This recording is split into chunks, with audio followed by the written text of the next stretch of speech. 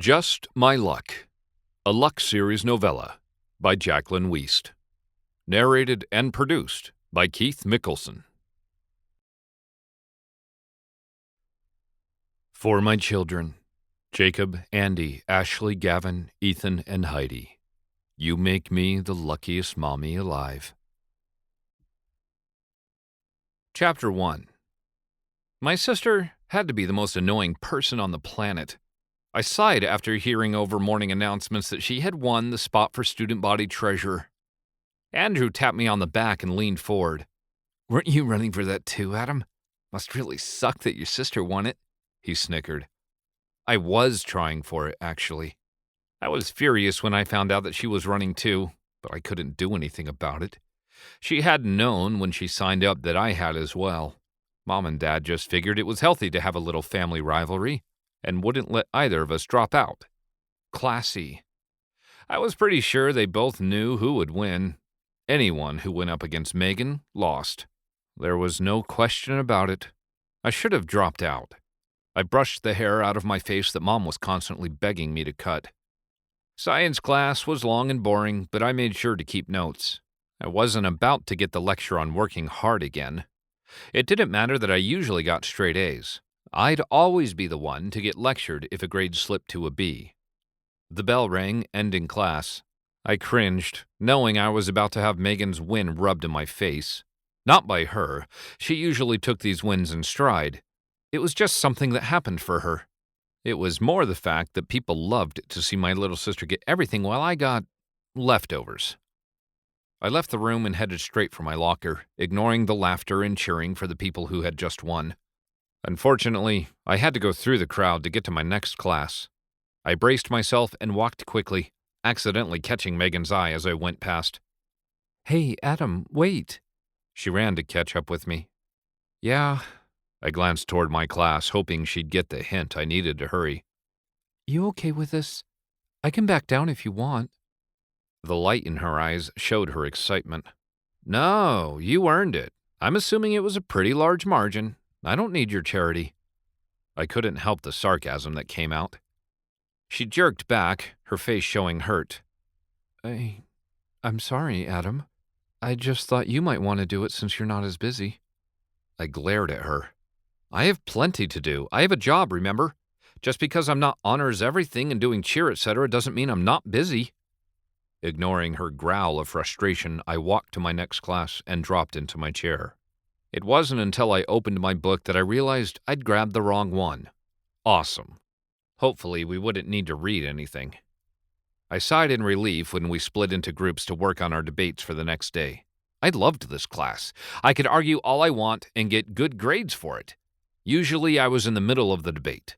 Other times, I liked to sit back and listen to everyone else before stepping in and giving my opinion. It was awesome when I could shut down the debate because no one could argue with what I had to say. I let my mind wander while my group argued about facts. I had a baseball game later that day, and it was a big game. We were nearing the end of the season, and were a shoo-in to make it to state. Baseball was my thing. Megan ran track. Basketball had been fun for me until she took the spotlight in that, too. "Yo, Adam, you in there?" Ben waved his hand in front of my face and laughed. I jumped at the bell and stood.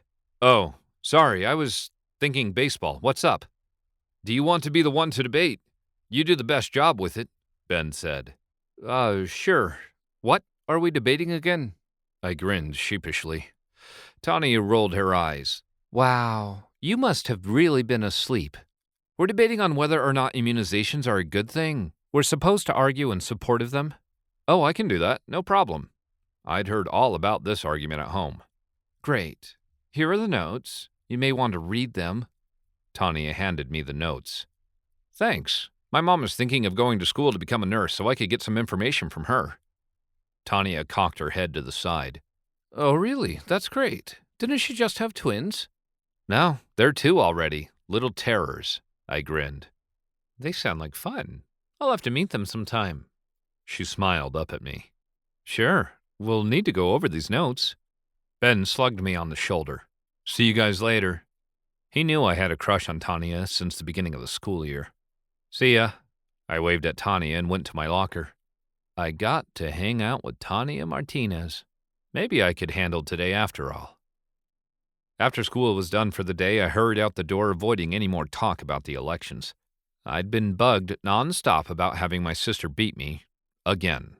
There was no baseball because of the game later that night, so I went home to grab something to eat. Megan wouldn't be home, and I looked forward to having a little peace to myself. Mom must have taken the twins somewhere because the house was empty when I got home.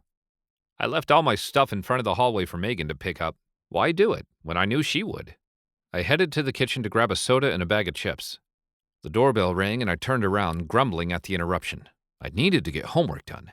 I set my snacks on the counter and went into the hallway. When I couldn't see anyone in the peephole, I was even more annoyed. I opened the door to find a very strange little man standing there. I could have sworn he was a leprechaun. Either that or a salesman who loved his green. "Can I help you?" I asked. "Louie's the name. I'm here." He wrung his hands together before shaking his head and muttering something about gold. "I'm here to offer you the chance of a lifetime." "What do you mean?" "Yep, salesman. I should have just ignored the doorbell." "I'm part of a group of leprechauns that offer people luck. We offer you a free trial, and if you like it, you can buy more." Luck? I could use some of that about now, but not from this creepy dude. "We're all good, thanks." I tried to shut the door, but the leprechaun stopped it with his hand. "You don't know what you're missing out on. You could have everything. You'd be the star of your town. If you buy enough, you could become famous." "You can't honestly think I'd believe you'd just hand me anything I want? No one could just give away luck." I laughed and tried to close the door. "Do you believe in this?" Louie snapped his fingers, and a gold coin appeared. He rolled it along his fingers before he snapped again, and it disappeared. I swallowed, staring at his hand where the coin had just been. Well, that was odd. Of course, it could have been an illusion.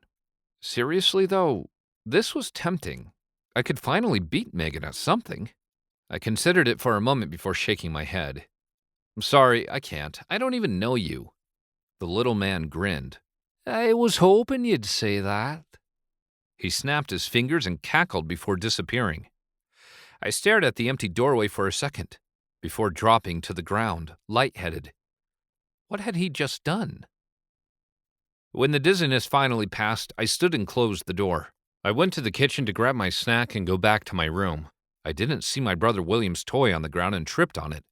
Normally I could catch myself pretty well, but right after the truck was Maddie's princess doll. I had no chance. Battered and bruised, I pulled myself up and stumbled the rest of the way to my room.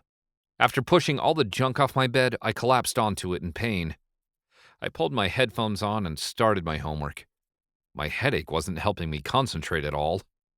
After getting a math problem wrong several times, I finally gave up and laid my head down on the book.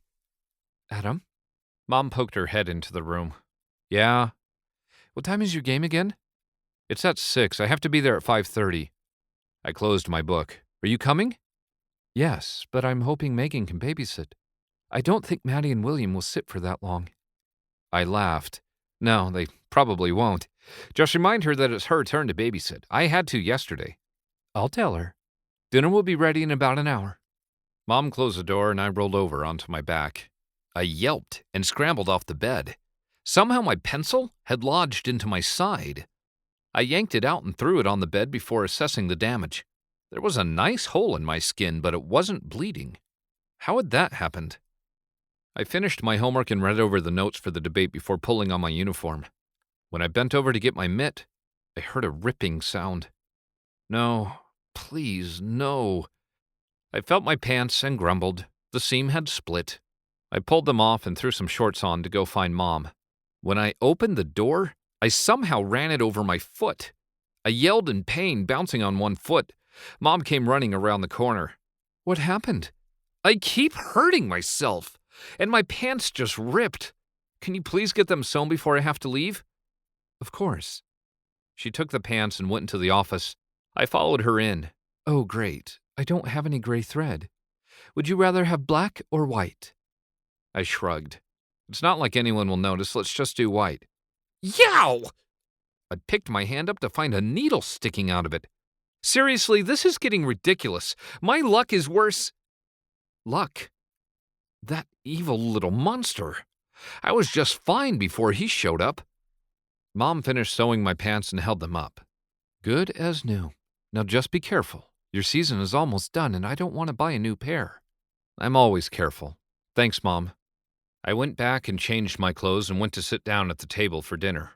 Dad came in the house and set his briefcase down by his chair. Ready for your game? You guys have this one in the bag. Yeah, it should be a pretty easy win. That is, if Jared can pitch. This is his first game, and I'm not sure he's up to it. I'm sure your coach knows what he's doing. Who is this Jared? I glanced over at Megan and grinned at her blushing face. Maybe you should ask her. He's in my class, and he'll do great at pitching. Megan ducked her head and became interested in her spaghetti. Maddie and William threw their food at each other and giggled. Mom jumped up and grabbed a cloth. You two stop it. Megan, are you sure you'll be okay with him? Yes, Mom, we'll be fine, as long as there's no food in sight. She winked at Maddie. Mommy stay? Maddie asked. She stuck out her lip. No, she's going to Adam's game. I'm staying. Megan ruffled her hair. I stood up and took my plate to the sink. I'll say hi to Jared for you, okay? The joke would have been better if I hadn't tripped walking out of the kitchen. I could feel my face redden hearing the laughter that followed me.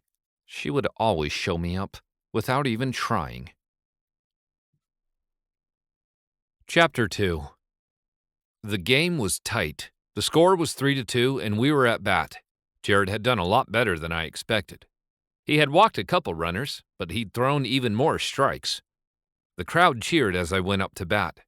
Out on the baseball diamond was the only place I felt like I was actually appreciated. I just hoped it would stay that way without my luck. I took a deep breath and got into position.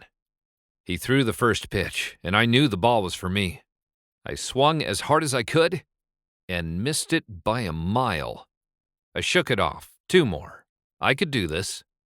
The next pitch came and I swung again, this time too soon. I noticed motion just behind the pitcher, and I froze in surprise. The leprechaun was back. You're out, the ump called behind me. It took me a second to realize the third pitch had come, and I hadn't even seen it. What was the leprechaun doing here? I jogged back to the dugout and handed the bat off to the next batter, Darren. Coach Bell clapped me on the back as I went to my seat. Dude, the ball was right there for you. Why didn't you swing? Brandon asked. I thought it was a ball, I lied. What else was I supposed to say? I ran my hand over my face, frustrated. I was the top hitter. I rarely struck out. Darren was tagged out on second. Everyone has their bad days. Just don't let them get any runs. Brandon grabbed his mitt and ran onto the field. I pulled on my catcher's gear and trudged over to home plate. For now, the leprechaun had disappeared, so I forced myself to pay attention to the game. Jared pitched the ball, and the batter smacked it out to center field, where Brandon caught the ball. I cheered and got back into position. This time, the batter hit the ball straight down first base. Alex scrambled for the ball, and Jared ran over to cover the base. The player got to second base, and the other team cheered. Jared walked the next 2 players. I could see the frustration on his face. I called a timeout and ran out to the pitcher's mound. Hey, don't stress. You're doing awesome. Let's just get the next 2 guys out and we can catch up. Jared nodded and took a deep breath. Thanks. I'm just fine on the basketball court. This is a whole new thing for me. It's the same thing. You can do this. Oh, and by the way, Megan says good luck. I winked at him and chuckled at the look on his face as I ran back to home plate. I knew it would work. Jared struck out the next player. He gave the batter no chance at hitting it because the pitch was so fast. 1 more out to go. Jared pitched the ball, and the batter hit it straight to Jared. He threw it to me, and I had the ball in my mitt and tagged the base, just before the player slid into home. He couldn't stop himself and plowed into me. I tried to catch myself, but as I landed, I heard a snap in my left arm. The ump called him out, and I smiled while my face was still in the dirt. I may have hurt myself, but at least the guy didn't score. I rolled over, holding my arm. You okay, kid? The umpire reached down to help me up. I held up my right arm, but kept my left one close to my body. I'm fine. My arm just hurts. I walked toward the dugout, watching the cheering as the team got ready to bat. Coach Bell thanked the ump and helped me out of my gear. He got you good, didn't he? Nice play. Thanks. It would have been embarrassing if I'd missed the ball. My laugh turned into a gasp as he bumped my arm. What's wrong? My arm? I felt it snap when I landed. His concern was evident on his face. You need to go get that checked. I want to watch the end of the game, I protested. Never mind that, I wanted to throw up from being in so much pain. Look, I admire your team spirit, but you won't be any good to us if you don't get that arm checked out. He gestured toward my mom, who was wringing her hands just behind us. Mom ran down and put her hands on my shoulders. Adam, are you okay? That was a hard hit. He needs his arm checked, Coach Bell interrupted. Mom's hands flew up to her face. Oh, no. Oh, sweetie, come on. See you at school. When we find out what's going on with your arm, we can figure out what to do with you. Coach Bell handed me my hat and mitt. Thanks, Coach. I pulled away from Mom as she guided me toward the entrance where Dad was waiting. I'm fine, really. Mom reached out to touch it and I jerked back. She raised an eyebrow. Fine, huh? Then why won't you let me see it? Okay, I'm not, but let's not make a big deal out of it. I walked toward the car. Dad patted me on the back. Good job. That was one awesome move. I thought he had you there. He started running as soon as the ball was hit. Yeah, well, Jared has a fast arm. I was lucky I caught it. I opened the car door and climbed in. I just wish I could watch the rest of the game. Dad held up his phone. Darren's dad is going to text me the score at the end. He opened the door for Mom. I tried to get my seatbelt on, but it was too awkward. I scooted to the other side of the car and tried again. The school wasn't far from the hospital, but it seemed to take forever because of the pain. I was sure we'd hit every red light on the way over. Dad pulled in and opened the door for me. He reached over and undid the seatbelt so I wouldn't have to, and then helped me out, being careful of my arm. The sidewalk seemed to stretch out into miles as we hurried in. The nurse took me straight to get an x-ray and then led me to a room to wait for the doctor. She offered me some ibuprofen and then left the room with a sympathetic smile. They should be here soon, sweetie. I wish there was something we could do. Mom picked up her phone. I better call Megan to tell her we'll be late. She left the room and Dad took her place by me. I heard it snap, Dad. I swallowed, trying to fight the pain. His eyes widened. You did? Why didn't you say something sooner? I smiled weakly. I had to be macho. Right now I just want to cry like a baby. Don't tell anyone, okay? Dad laughed. You got it. We Crenshaw men have to keep our tough guy appearances. The doctor came in, followed by Mom. He took the x-ray film and attached them to the screen. I'm Dr. Schwartz. You did a number on your arm. I assume I don't have to point things out for you. No, he didn't. My arm had cracks in both bones. No wonder it hurt so badly. So, I can't play baseball? He shook his head. We'll just have to see. The breaks look bad, but once the swelling goes down, it should actually heal pretty fast. Yes, but the season ends in 3 weeks. Can I practice with the team at least? I needed to play. This was my one thing. What position do you play? Dr. Schwartz leaned up against the countertop and folded his arms. I'm the catcher. I could tell by the look on his face that wouldn't happen. But I can do outfield if I need to, I added quickly. Let's get the swelling down and then we'll talk about it. He pulled out a brace and put it on my arm. You'll wear this for 2 or 3 days and then we'll put it in a cast. I'll get you a prescription for the pain. Thanks. See you in a couple days, Adam. Good luck. I waved with my good arm, and we went to the car. Dad helped me in again and got my seatbelt on. Mom climbed in and looked back at me. The good news is, you can play the sympathy card. I bet girls would fight over who gets to help you out. Yeah, right. That only works the other way around. I leaned my head back. Did you hear about the game yet, Dad? Not yet. I'll call when I get home. He stopped by the pharmacy and grabbed the pills while I stayed in the car. The pain meds the nurse had given me were making me drowsy. I just wanted to go to bed and forget any of this happened. Except the leprechaun was sitting at my computer desk when I got to my room. Ah, there you are. Shame about your arm. He grinned, his eyes shining. What are you doing here? And what did you do to me? I rubbed my eyes, trying to see only one of him. I simply showed you just how much you need me. Ready to do business? He conjured up a step stool and rested his legs on it.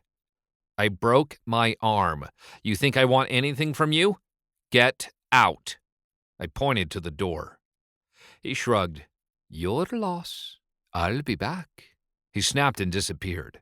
I didn't care that he was gone. I didn't care that I just found out I had gum on my shoe and had tracked it all the way through the house. I didn't even care that Maddie and William had gotten in here somehow and drew on my walls. I just wanted to sleep. Chapter 3. I woke up to Mom shaking me. My alarm must not have gone off, or I was too out of it from the meds. Get up, Adam. I'll drive you to school. You missed the bus already. Need help getting dressed? No. I'm good, Mom. I still have another hand, although I might have to wear sweats today. That's fine. I'll go get you some breakfast. Mom left the room and I grabbed the nearest pants I could find and pulled them on before she came back. I stared at the laces on my shoes and decided it was a good day for sandals and slipped them on. I ate the toast Mom made and followed her out to the car. I tried to help get the twins in their seats, but it was impossible.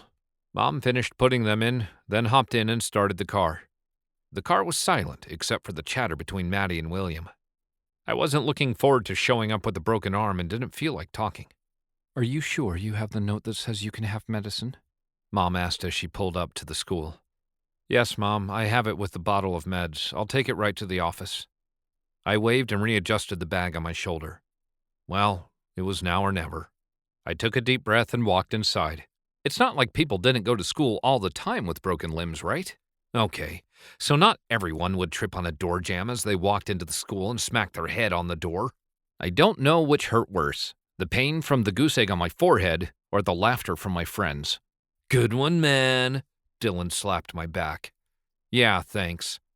I rubbed my forehead and kept walking toward the office. I'd need to take more medicine sooner than I thought. Mr. Jones stood at the desk talking to the secretary when I walked in. Oh, hey, Adam. Good game yesterday. You saved us. Thanks. It's about the only good thing that's happened. I handed him the note and the medicine from my mom. Cheer up. At least you're headed to the playoffs. He smiled and headed back to his office. A lot of good that will do me, I mumbled.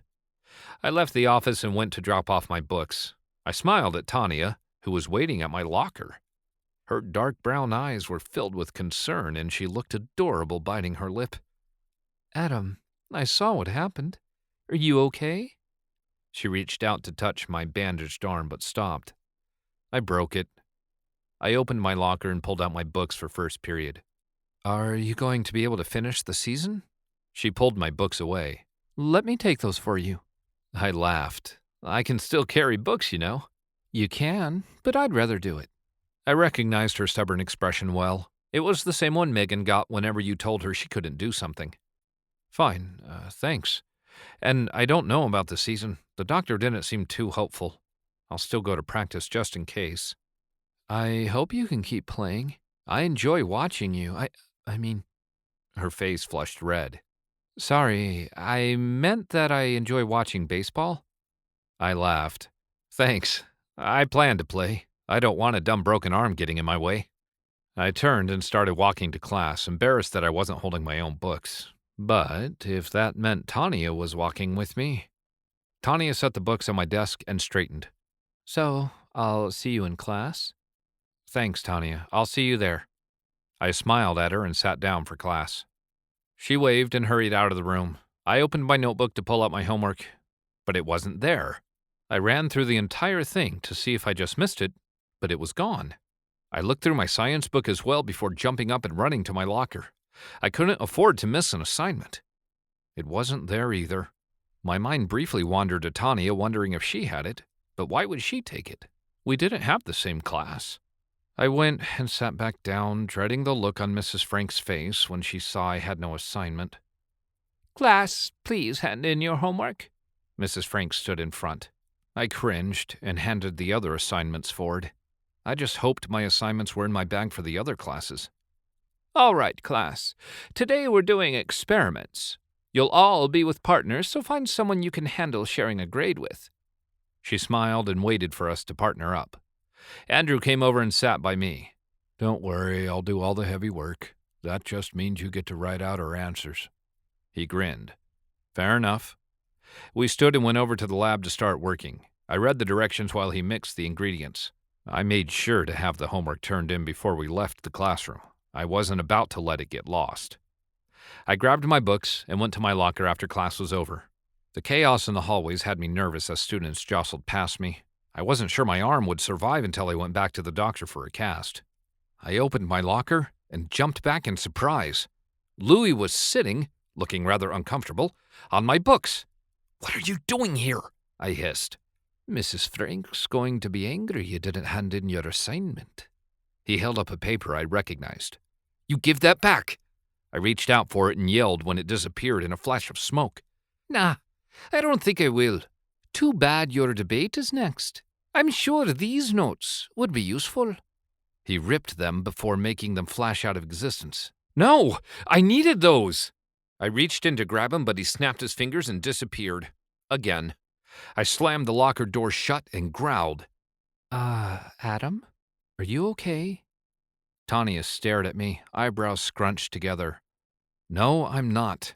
I had the notes for our debate in my locker and this little weasel destroyed them." I ran my fingers through my hair and stopped when I realized what I'd just said. "Weasel?" Tanya took a step back. "Never mind. I don't know what I'm going to do now." I pounded my locker door one more time and followed Tanya to class. Tanya stopped walking, eyes wide. "Please tell me you at least know what you're going to say. That's our grade right there." "Yeah, I'll be fine. I just might not know what you guys were going to say." "Just don't mess up and we'll all be fine." Tanya grinned. "I shall do my best." I saluted her and sat down, smiling at her giggles. I'm glad she thought it was funny. I was still seething. Mrs. Brooks started the debates, and I scrambled to write down anything I could think of to say. By the time I was ready for my argument, it was our turn. I stood up in front of the class with my group. We'd be going up against Darren's group. I had this in the bag. He wasn't a very strong debater. Or at least I thought I did. Louie stood in the back, grinning at me. I narrowed my eyes and tried to get him to leave without making any noise. It was no use. He cackled and skipped back and forth in the back of the room. Okay, ignoring him was the way to go. I almost missed my cue, but caught everyone looking at me. "Thank you for your arguments. However, I have to disagree. Immunizations are beneficial." I trailed off, my attention caught by Louie drawing on the wall in the back of the classroom. I swallowed and glanced at my paper. "They're beneficial because—" "Would you stop?" I couldn't help but blurt out. Everyone in the classroom froze and looked between me and Andrew, who sat in the back. "No, not you. You're fine. It's—" "Yeah. How do I explain that Louie was just about to start Mrs. Brooks' books on fire?" I sighed. "My eyes seem to be playing tricks on me. I think it's the pain meds for my arm. Can I be excused?" "If you miss this, your grade will be docked." Mrs. Brooks was not known to be fair. "I know. I just really need to go."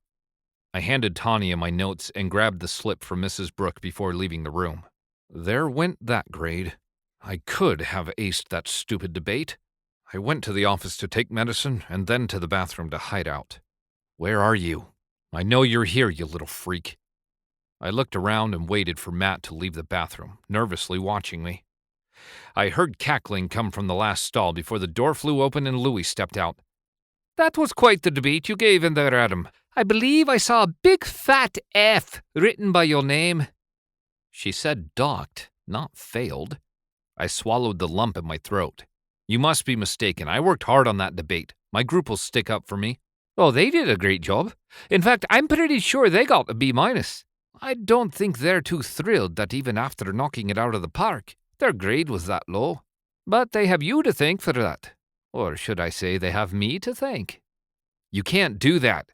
My friends need those grades. That's 2 classes you've messed with." "Yes, well, whose fault is that? I told you what it would take to get me off your back. By my luck, and all of this can be erased." He rubbed his hands together. "You're sick, you know that, right? Get out of here.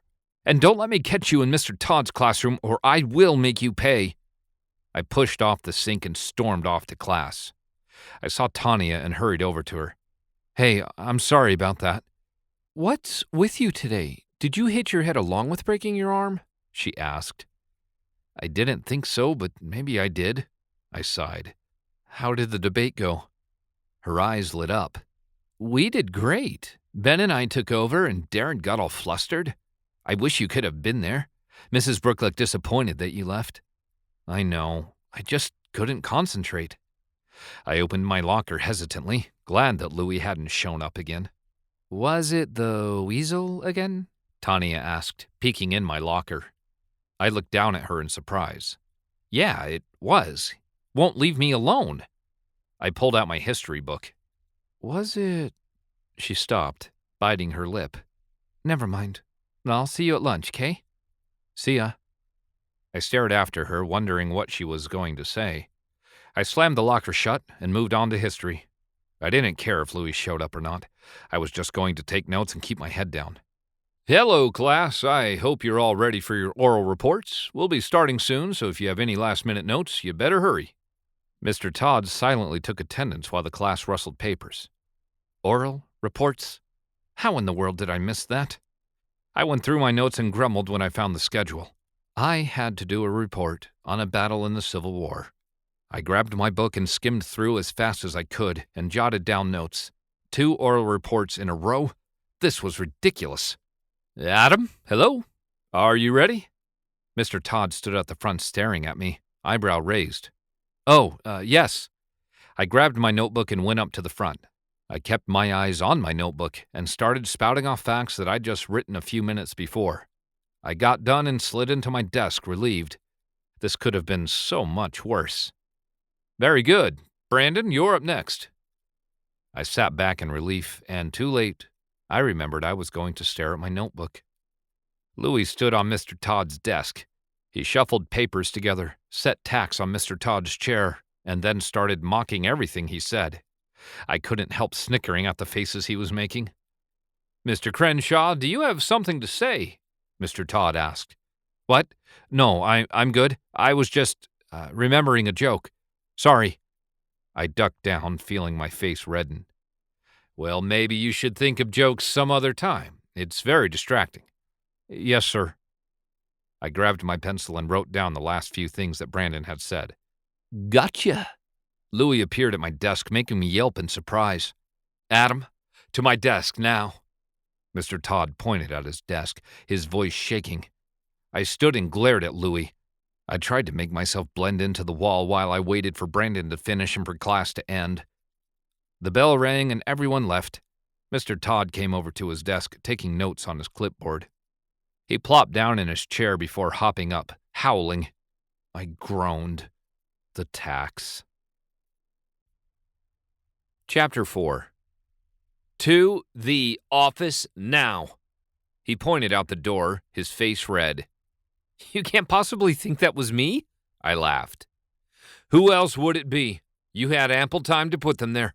I just don't understand why you would. Go. I was pretty sure I needed to go home before more bad stuff happened. Mr. Jones was a great principal, but I didn't think he would excuse something like this. I waved at Tanya as I went past and ignored the curious looks from Megan and her best friend Beth as I went to the office.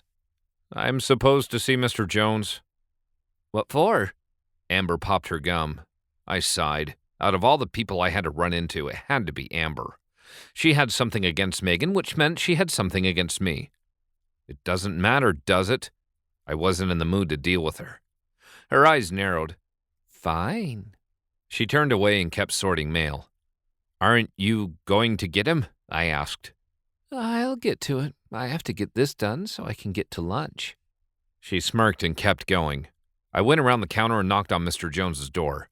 What are you doing? She asked, her voice shrill. What you wouldn't do. I turned when the door opened. Oh, Adam, how are you doing? Mr. Jones asked, opening the door. I was sent here. I grinned, embarrassed. Come on in. Amber, you should be at lunch. Mr. Jones shut the door behind him and I sat on the chair in front of the desk. So, why are you here? Mr. Todd said I put tacks on his chair. I smiled nervously. Oh? And did you? He leaned back in his chair. No.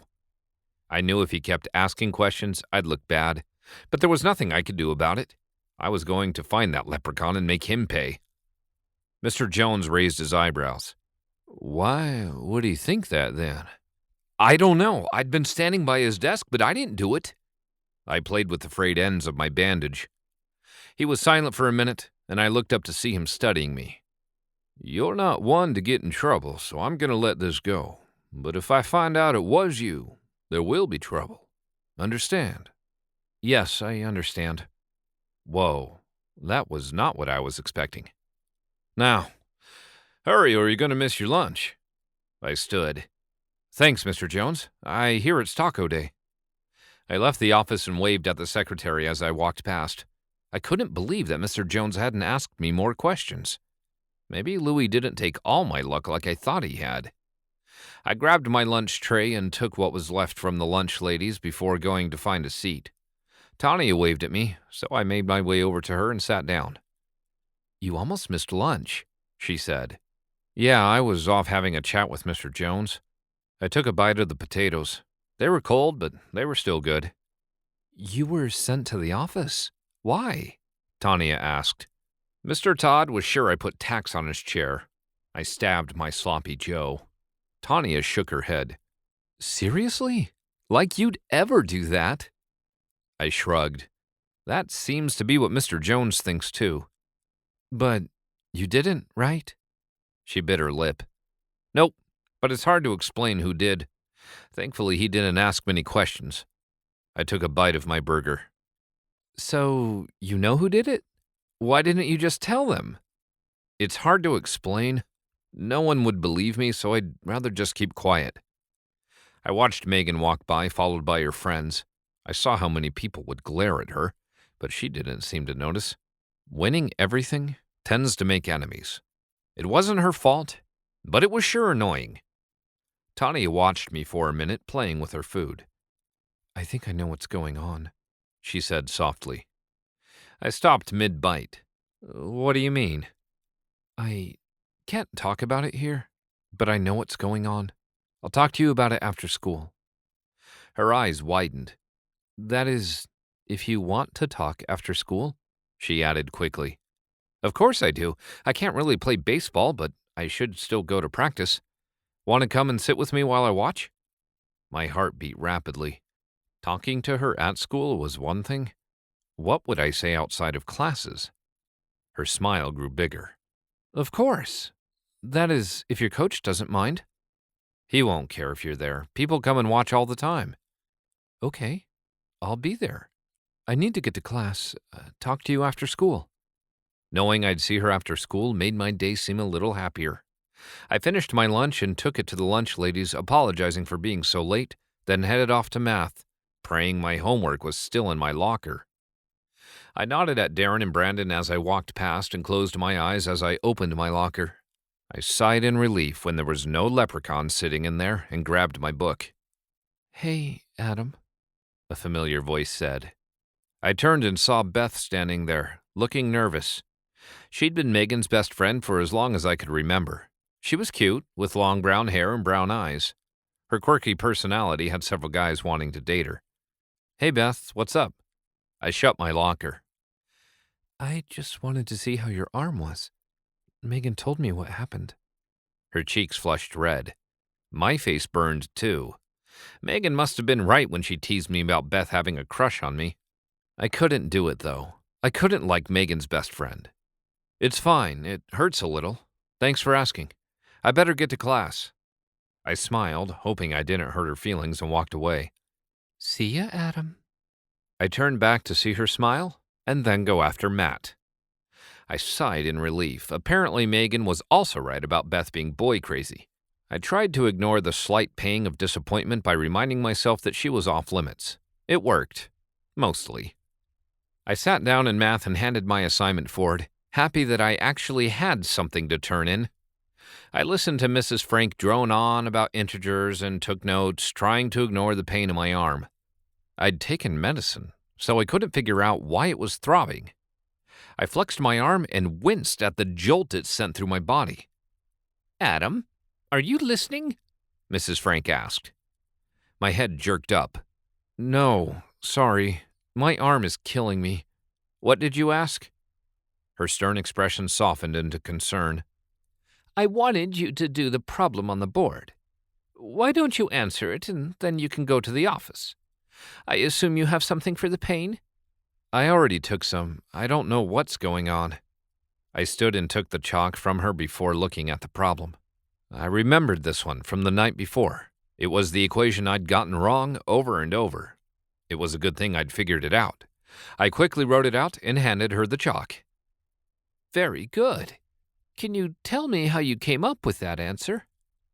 I let out the breath I didn't realize I'd been holding and explained all the steps before sitting back down. I caught the smile from Tanya and winked. What was I thinking? I never winked. We finished the class and I stood up to gather my books. Finally, a class had actually gone my way. If only I didn't feel like ripping my arm off because it hurt so badly. Tanya came over to grab my books. "Are you okay? You look pale." "I do? I'll be fine. I'm just in a little pain." I felt faint, but I just ignored it. "Yes, very pale. I'm taking you to the office." She took my good arm and put it around her shoulder before taking me around the waist. I was glad she did, because spots appeared before my eyes as we walked down the hallway. I had to stop to get my head to stop spinning. I could see people staring at me, but I didn't care. It's not like I could help what my head was doing. We got to the office and the secretary jumped up out of her chair. "Oh, dear. What's wrong?" "I don't feel very good, and my arm is hurting worse. Can you grab my meds so I can see what the side effects are?" I leaned against the counter and laid my head in my hand. "Of course." She hurried over to the cabinet where they kept the medicine and brought me the bottle. "Wait, this isn't the bottle you grabbed before. I swear it was blue." I looked up at her and tried to blink away the spots. "Are you sure? This one has your name on it. It's the one I grabbed before." She went back to the cabinet. "There is no blue bottle in here." I could have sworn. I opened the bottle and looked at the pills. These are not the same pills I took before. I jerked when I saw Louie floating over the garbage can and I heard Tanya gasp next to me. "You mean these pills?" Louie held up a blue bottle and cackled. "You should really read the label." "Mrs. Boreen, you might want to check the garbage. I think I see a bottle in there." Louie cursed and disappeared. The bottle dropped into the garbage can just before Mrs. Boreen leaned over. "Oh, here they are." She looked up at me, confused.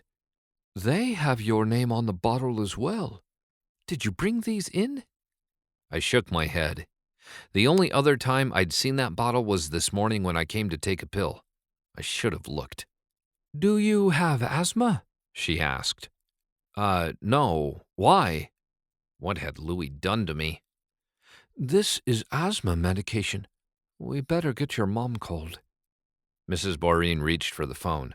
"I can't believe someone would do this. What a mean joke. Go sit down in the hallway and rest. Tanya, be a dear and go get his bag for him, please. I'll write you a note." Tanya helped me to the seat and I leaned back and closed my eyes. Louie was going to pay for this, after the world stopped spinning so fast. Chapter 5. A few minutes later, Tanya came back and sat next to me. "Are you feeling any better?" "No, I feel worse. I think lunch wasn't a good idea." I groaned. "Garbage can?" She set one on my lap. I leaned forward just in time and emptied my stomach. When it finally stopped, I wiped my mouth. "Thanks for the garbage can. Sorry you had to see that." "Oh, well, I'm just glad it got in the garbage can. Besides, maybe you got the pills out of your system?" She patted me on the back. "Oh, your mom is here." I lifted my head, and the spinning got worse. I threw up again. Once I was done, Mom helped me up and out of the school, thanking Tanya before we left. "What happened, sweetie? How could you have taken someone else's medicine? She helped me into the car and I flopped back. I took what the secretary handed me. It had my name on it, so she didn't know it was the wrong one. She looked at me, horrified. It had your name on it? What kind of sick joke was that? I shook my head, groaning from the pain. The worst kind. I'm taking you to the ER. We may have to have your stomach pumped. She started the car and pulled out of the parking lot. Ugh, I'm not sure I have anything left. You'd be surprised. How's your arm? She stopped at a stoplight and looked over. It hurts. The throbbing is keeping in time with the pounding in my head, at least. I'd hate to be out of sync. I laughed, but stopped short when it made things worse. Oh, honey, I'm sorry you're in so much pain. She stopped the car and turned to me. We're here. You ready? I guess so. Wait, where are the twins? It showed how much pain I was in when it took that long to figure out they weren't in the car. They were usually so loud. They're with Grandma and Grandpa. I dropped them off on the way here. She led me into the reception area and got me a bucket before setting me down. The nurses led me back quickly and got me an IV. You should be fine, but we just want to make sure you have enough fluids while you're getting over the symptoms. Will I have to stay overnight? I just wanted to go home. No, we're just treating symptoms now. Not much else we can do for you. They'll wear off in an hour or so. For now, just try to get some sleep. The nurse patted my hand and left. I lay back on the bed and closed my eyes, exhausted. The lights bothered my eyes. Mom? What is it, sweetie? I need the lights off. Do you think I could have something for my arm? I'll never sleep with it like this. I'll go find out. You just rest. I heard her leave the room. I almost wanted Louie to show up right then so he could feel bad for what he'd done to me. But then, would he really feel bad? Somehow I doubted it. The door opened again. You know, if you'd wanted that arm casted, you could have just made an appointment. Although I admit you did come in with style. It was Dr. Schwartz again. You know me, I have to do everything with a bang. Well, while you're here, we can get a look at it and see how the swelling is. He gently picked up my arm, but stopped when I gasped in pain. Looks like you need another day. Let's get you something for the pain, and I want ice on your arm. He opened the door and called out for some ice. Now, can you tell me where these pills came from? I shook my head slightly. No.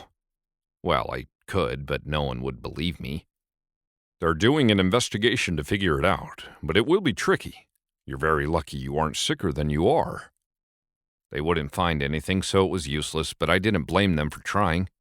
The IV had finally helped me start feeling better so I could relax. I could hear Dr. Schwartz talking, but I was soon asleep. When I woke later, the world had stopped spinning so quickly. I opened my eyes, happy to see the spots were gone, along with the pain in my arm. How long was I asleep? I asked, yawning. About an hour. Feeling better? Mom stood and stretched. Much better. I sat up. Can we go home?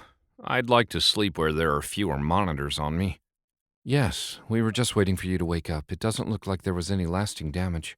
I'll call the doctor. She left the room and I lay back on the bed. I wouldn't be taking medicine to school anymore. I didn't want to deal with this again. Dr. Schwartz came in the room, followed by my mom. I will sign the papers and let you out of here. I had your mom make an appointment with your other doctor so you can get the cast tomorrow. Sounds good. Thanks. I turned and sat up so Mom could put on my shoes before helping me stand. You still good? Just a little lightheaded for a sec. I stood still and let the world balance itself again. Okay, let's go. We walked out to the car and Mom helped me in before climbing in and starting the car. Dad was supposed to have company tonight. I think I'll cancel so you can rest. She reached for the phone, but I stopped her. I'm fine, really. Dad needs this dinner. He's been waiting for a raise for months. You sure? Her hand hovered over the phone. Yes, let Dad have his night. I'll stay in my room if I start feeling sick again. I wasn't about to stand in his way to getting a raise. Okay, thank you. She drove to the grocery store and I stayed in the car while she grabbed a few last-minute groceries. We picked up the twins and then headed home. Maddie and William scrambled out of the car and into the house as soon as we parked in the garage. "What happened to you?" Megan asked. She was in the kitchen cleaning the cupboards when we walked in. "Broken arm, wrong meds." I grabbed a soda from the fridge and tried to open it. Soda sprayed everywhere. I set it on the counter and grabbed a rag to wipe it up, and Megan grabbed paper towels. "You should have had someone else do it for you." She got a cup out of the cupboard and poured what was left of my soda into it. "See? Much better." I could have done that. I took the cup and walked into my room, ignoring Megan's hurt look and my mom telling me to say thanks. I should have thanked her, and I should have been nicer. But it was frustrating having everything go well for her all the time. I set the cup on my desk and turned on my computer. I pulled up the tracking program I'd been working on and stared at it. I'd been trying to make this program work for a year now so I could submit it to a contest, but it wasn't working. I could get the tracer to work inside my room, but I couldn't get it any stronger. Who cared about a bug that would tell you where someone was if you could look up and see them right in front of you? I took a drink and spilled the soda down my shirt somehow. I set the cup down, but it was off balance and spilled across my desk. I yelped and grabbed a shirt off my floor to wipe it up. Several of the bugs I'd tried to make were wet. I scooped them into the garbage, angry at the wasted time I'd spent on them. I turned my monitor off and left the room to take my soggy shirts to the laundry room. I threw my clothes in the washer and went back into the kitchen where Megan was grating cheese for the enchiladas Mom was making. "Need any help?" I asked. "You could set the table," Megan suggested. "I only have one hand." Her face fell as she turned back to the cheese. I sighed. "I'll do what I can." I pulled out a couple of plates and put them on the table. I stepped on William's truck and fell forward, bumping into Megan. The bowl of cheese she'd been holding went flying, and she reached out for it, somehow catching it before anything fell. "How do you do that?"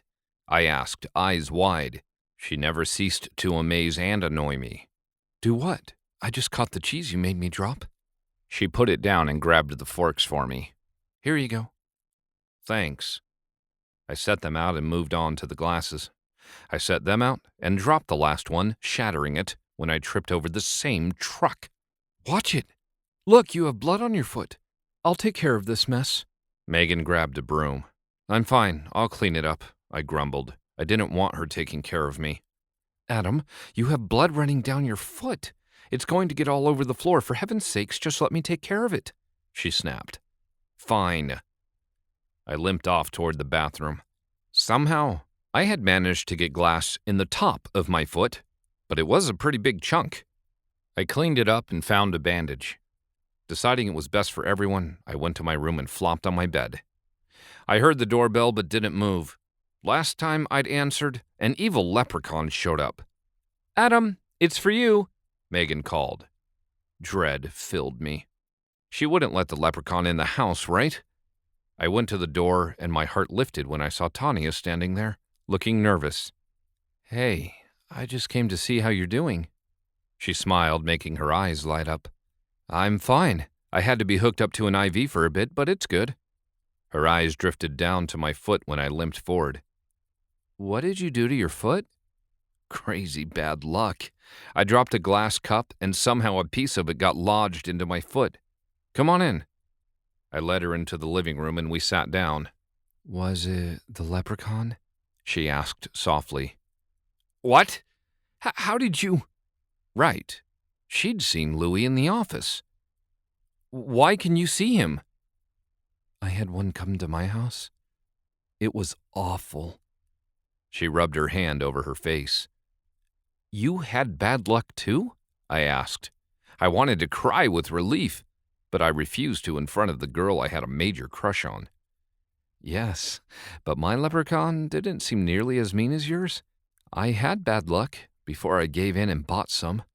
It hasn't been too bad." She played with the tassel on her purse. "So you gave in? I don't know if I want to buy any. I'm worried what he'll do if he has control over me." "Could it be worse than what he's doing to you right now?" she asked. I took her hand.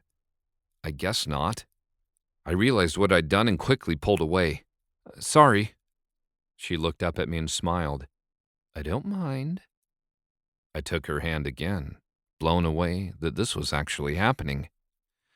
So, what was your leprechaun's name? Henry. He's pretty nice. I haven't seen him for a while, though. That's cool. I wonder if I got the only creep out there. Possibly. She looked out the window. Oh, Dad's here. Is he picking you up? I dropped her hand, not wanting to get in trouble. No, he's eating here. She tipped her head to the side, her brown eyes making me melt. You didn't know it was my family coming? Nope, I didn't realize that. I feel better knowing that, actually.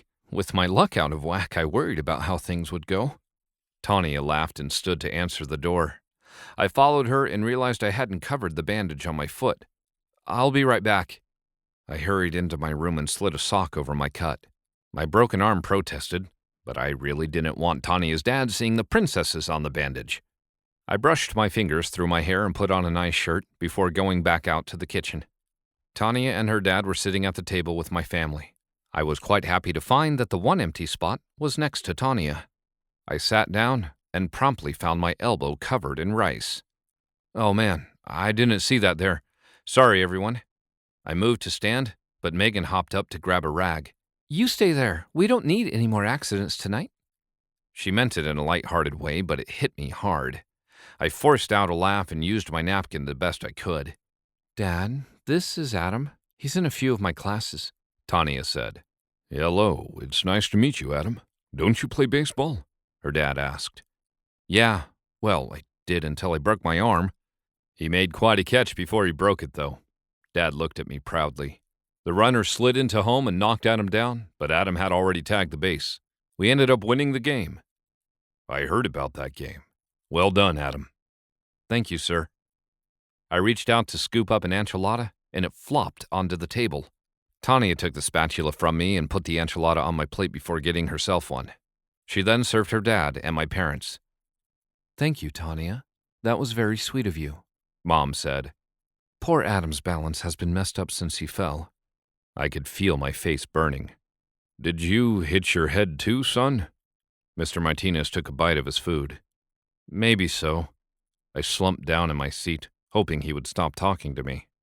So, Megan, I hear you're going to state track. Congratulations. I groaned inwardly. Of all the things he could change the subject to, he had to pick my perfect sister. Megan grinned.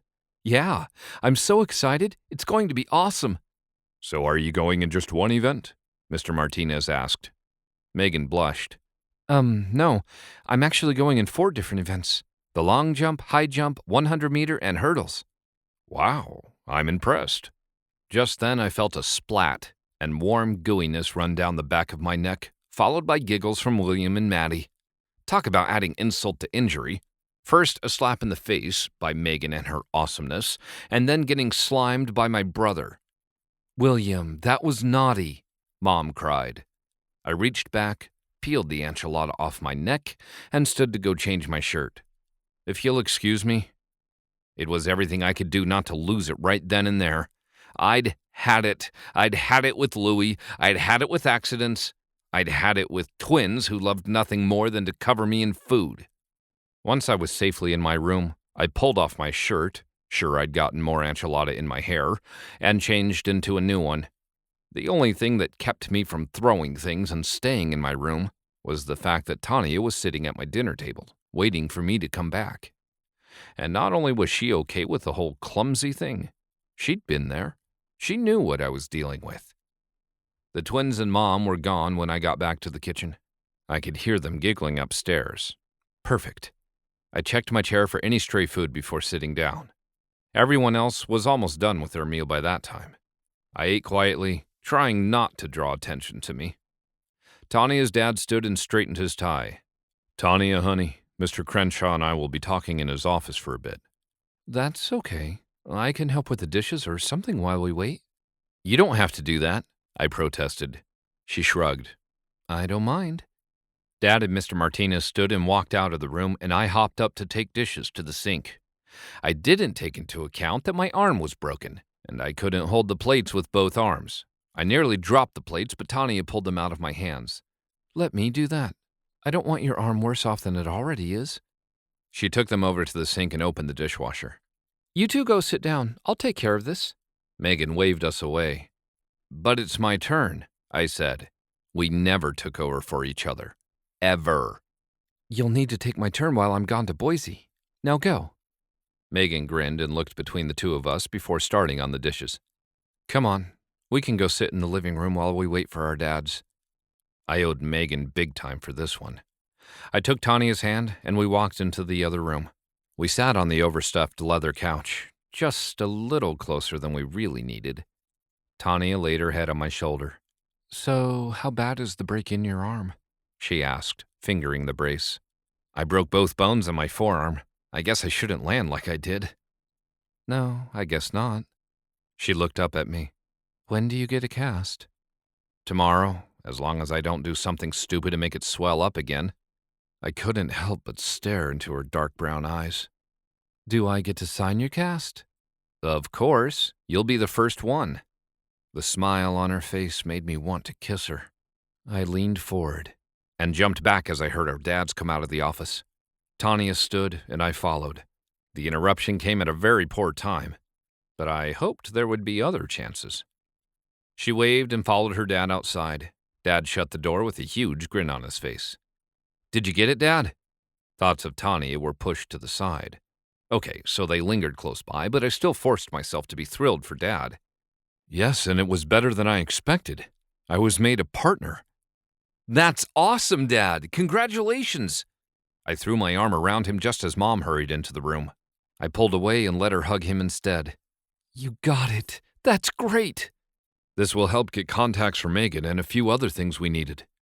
Dad picked up Maddie and twirled her in the air. I glanced outside to make sure Tanya had left. It would have been rather embarrassing to be cheering like this if they were right outside. We had ice cream and cake Mom had been hiding in the pantry to celebrate, and then headed off to bed. I was thrilled for Dad. He'd worked so hard to get to where he was, and still managed to get to all our sports. I worked on homework for a bit before climbing into bed. My thoughts ran over everything that had happened that day. I still wasn't convinced that giving in to Louie was the right thing to do.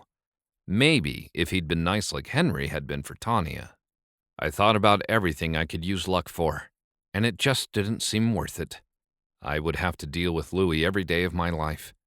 That was enough to keep me away from it. Chapter 6. Adam, you really need to get up. We're going to be late for your appointment. Mom opened my curtains, blinding me. Mom, seriously, come up with a better way of waking me up, please. I grabbed my pillow and covered my face.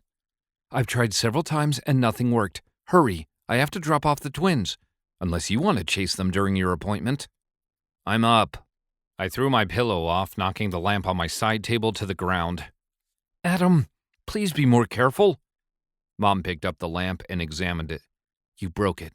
You've had this for years. I haven't used it since I was 12, Mom. I'll survive. I grabbed a shirt and put it on. That's beside the point. Be out in 5 minutes. She left the room holding the remains of my lamp. I would actually miss the lamp. I'd had it since I was 6 years old. I fought my shorts trying to get them on and then slipped my sandals on.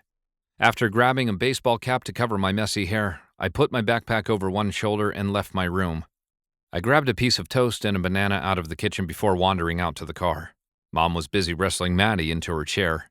Maddie was screaming about wanting her pet unicorn, while William sat quietly playing with his toy truck. How long do you think this will take? I asked. After missing several classes yesterday, I needed to get back as soon as I could. It could be an hour, it could be less. We'll just have to hope there's not a long wait when we get there. Mom hopped in and started the car, eyeing my half-eaten banana. Is that all you're going to have for breakfast? I had some toast. I watched the scenery as we drove to Grandma and Grandpa's house. They were Mom's lifesavers when she was going crazy from the twins. They loved to have Maddie and William over. By the way, I got a call today. Mr. Todd said you put tacks on his chair. She glanced toward me, eyebrow raised. I groaned. I didn't do it. I just happened to be standing there when he sat down on them. This isn't like you. Normally teachers call me with praise for you. What's going on? Seriously, it wasn't me, and I'm just having a bad day, or 3. I laid my head against the window. Do you know what's going on? Maybe you really did hit your head. I didn't hit my head. It was a stupid leprechaun. Oh, great. I couldn't believe I'd just said that. A leprechaun? That's one I haven't heard before. She pulled into my grandparents' house and I cheered silently for the distraction. Mom didn't mess with fairy tale anything. She couldn't stand that Megan loved to read about dragons. I knew better than to say anything. Until today, apparently. She climbed out and unbuckled Maddie while I got William. He held onto my hand while we walked to the front door. You be good for Grandma, okay? He grinned. Grandma, truck. He held up the truck he'd been playing with in the car. I'm sure Grandma would love to play trucks with you. See you later, dude. Bye, dude. William ran inside, and I went back to the car to wait for Mom. When Mom got back to the car, we drove silently over to my appointment. Mom found a place to park, and I climbed out. I wanted to get this over with as soon as possible. We walked into the office and found a magazine to read while we waited. I'd already missed first period and knew that was bad. I'd most likely missed a quiz. Adam, a nurse called. I put my magazine down and followed the nurse back. All the decorations were geared more towards smaller kids, but Mom still insisted I come here. We ended up in a room full of dinosaurs. The nurse took my temperature and blood pressure before leaving. Dr. Katz came into the room. Adam, how are you doing? Good. I wanted to wave my arm in front of his face, but figured that wouldn't be a good idea. Let's see that arm of yours. He took off the brace and examined it for a minute. Looks like the swelling is down. Let's get that cast on you so you can get back to school. He left the room for a minute before coming back.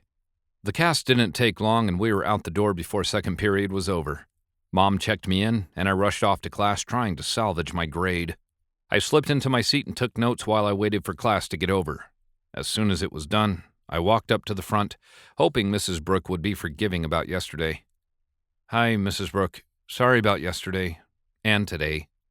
I handed her the notes I'd scribbled yesterday. I had the notes, I just got distracted. Tonya explained everything. Unfortunately, I can't excuse the fact that you didn't take part in the debate. I'm going to have to stick with the grade you got. My stomach plummeted. I wasn't feeling very good, and today I had to get my cast. It wasn't something I could control. She looked up at me over her glasses.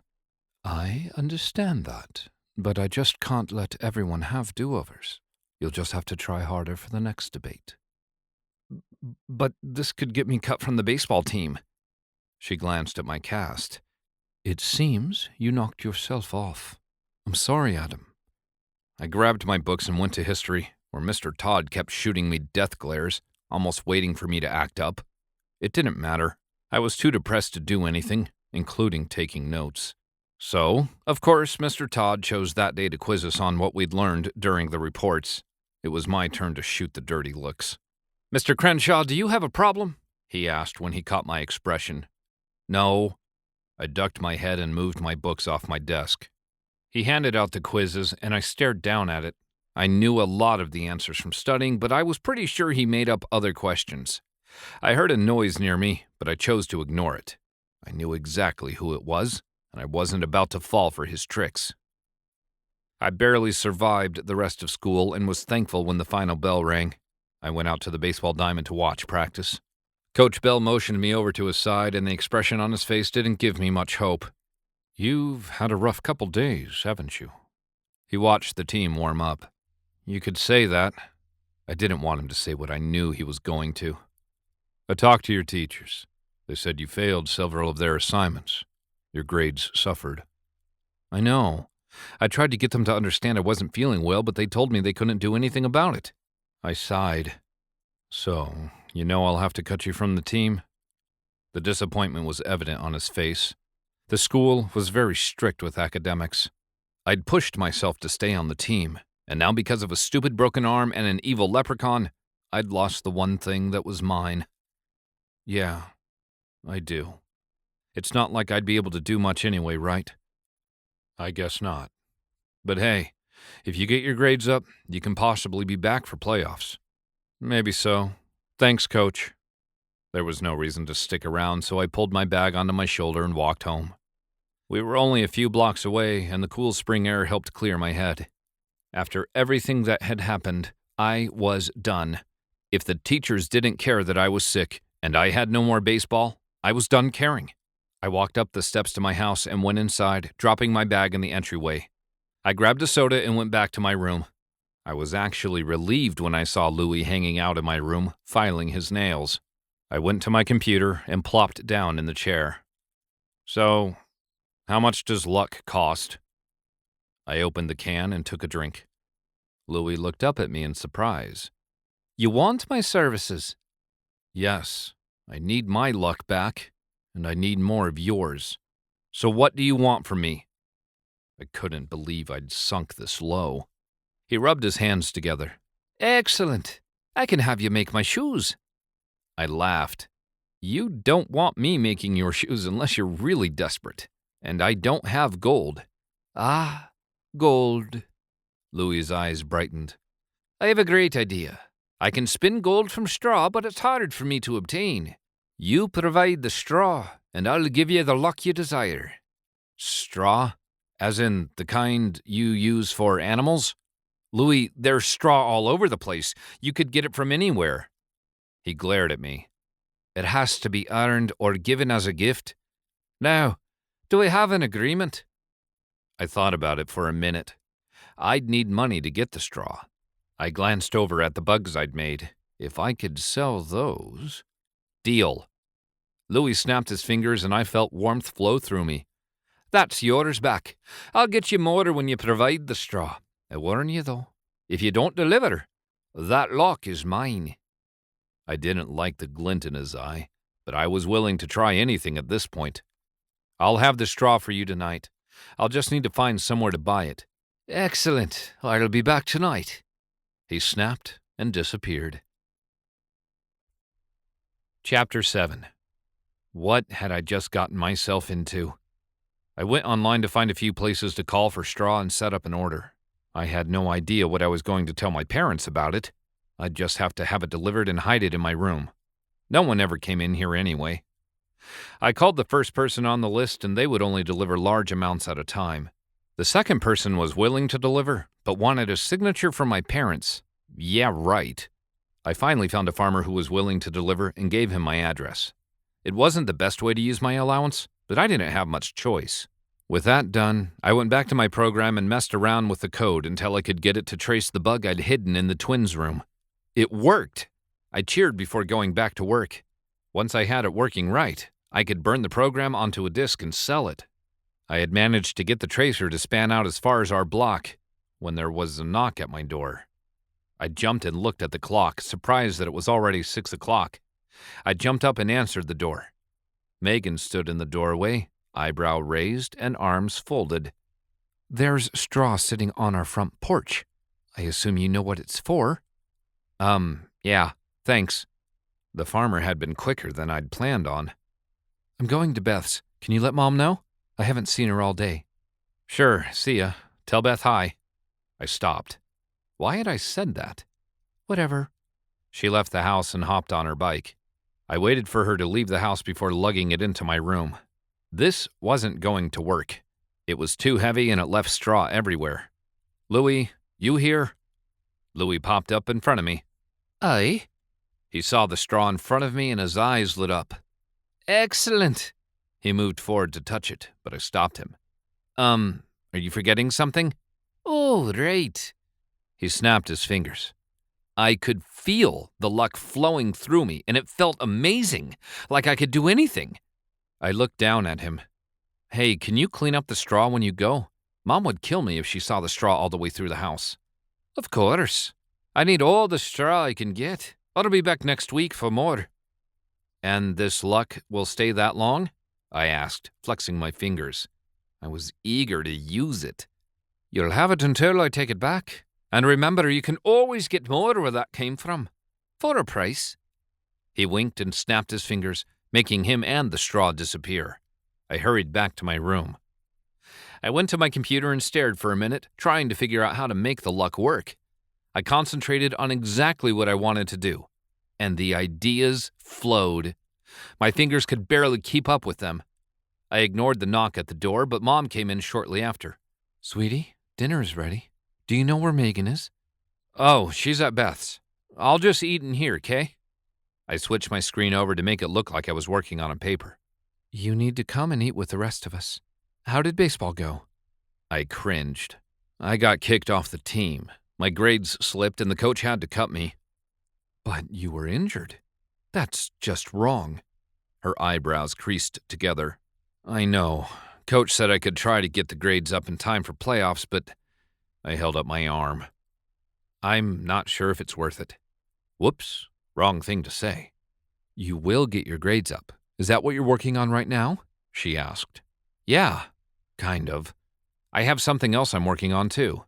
"No, nothing else until your work is done. I'll let you eat in here only because you need to get your homework done." She left the room and I closed the door.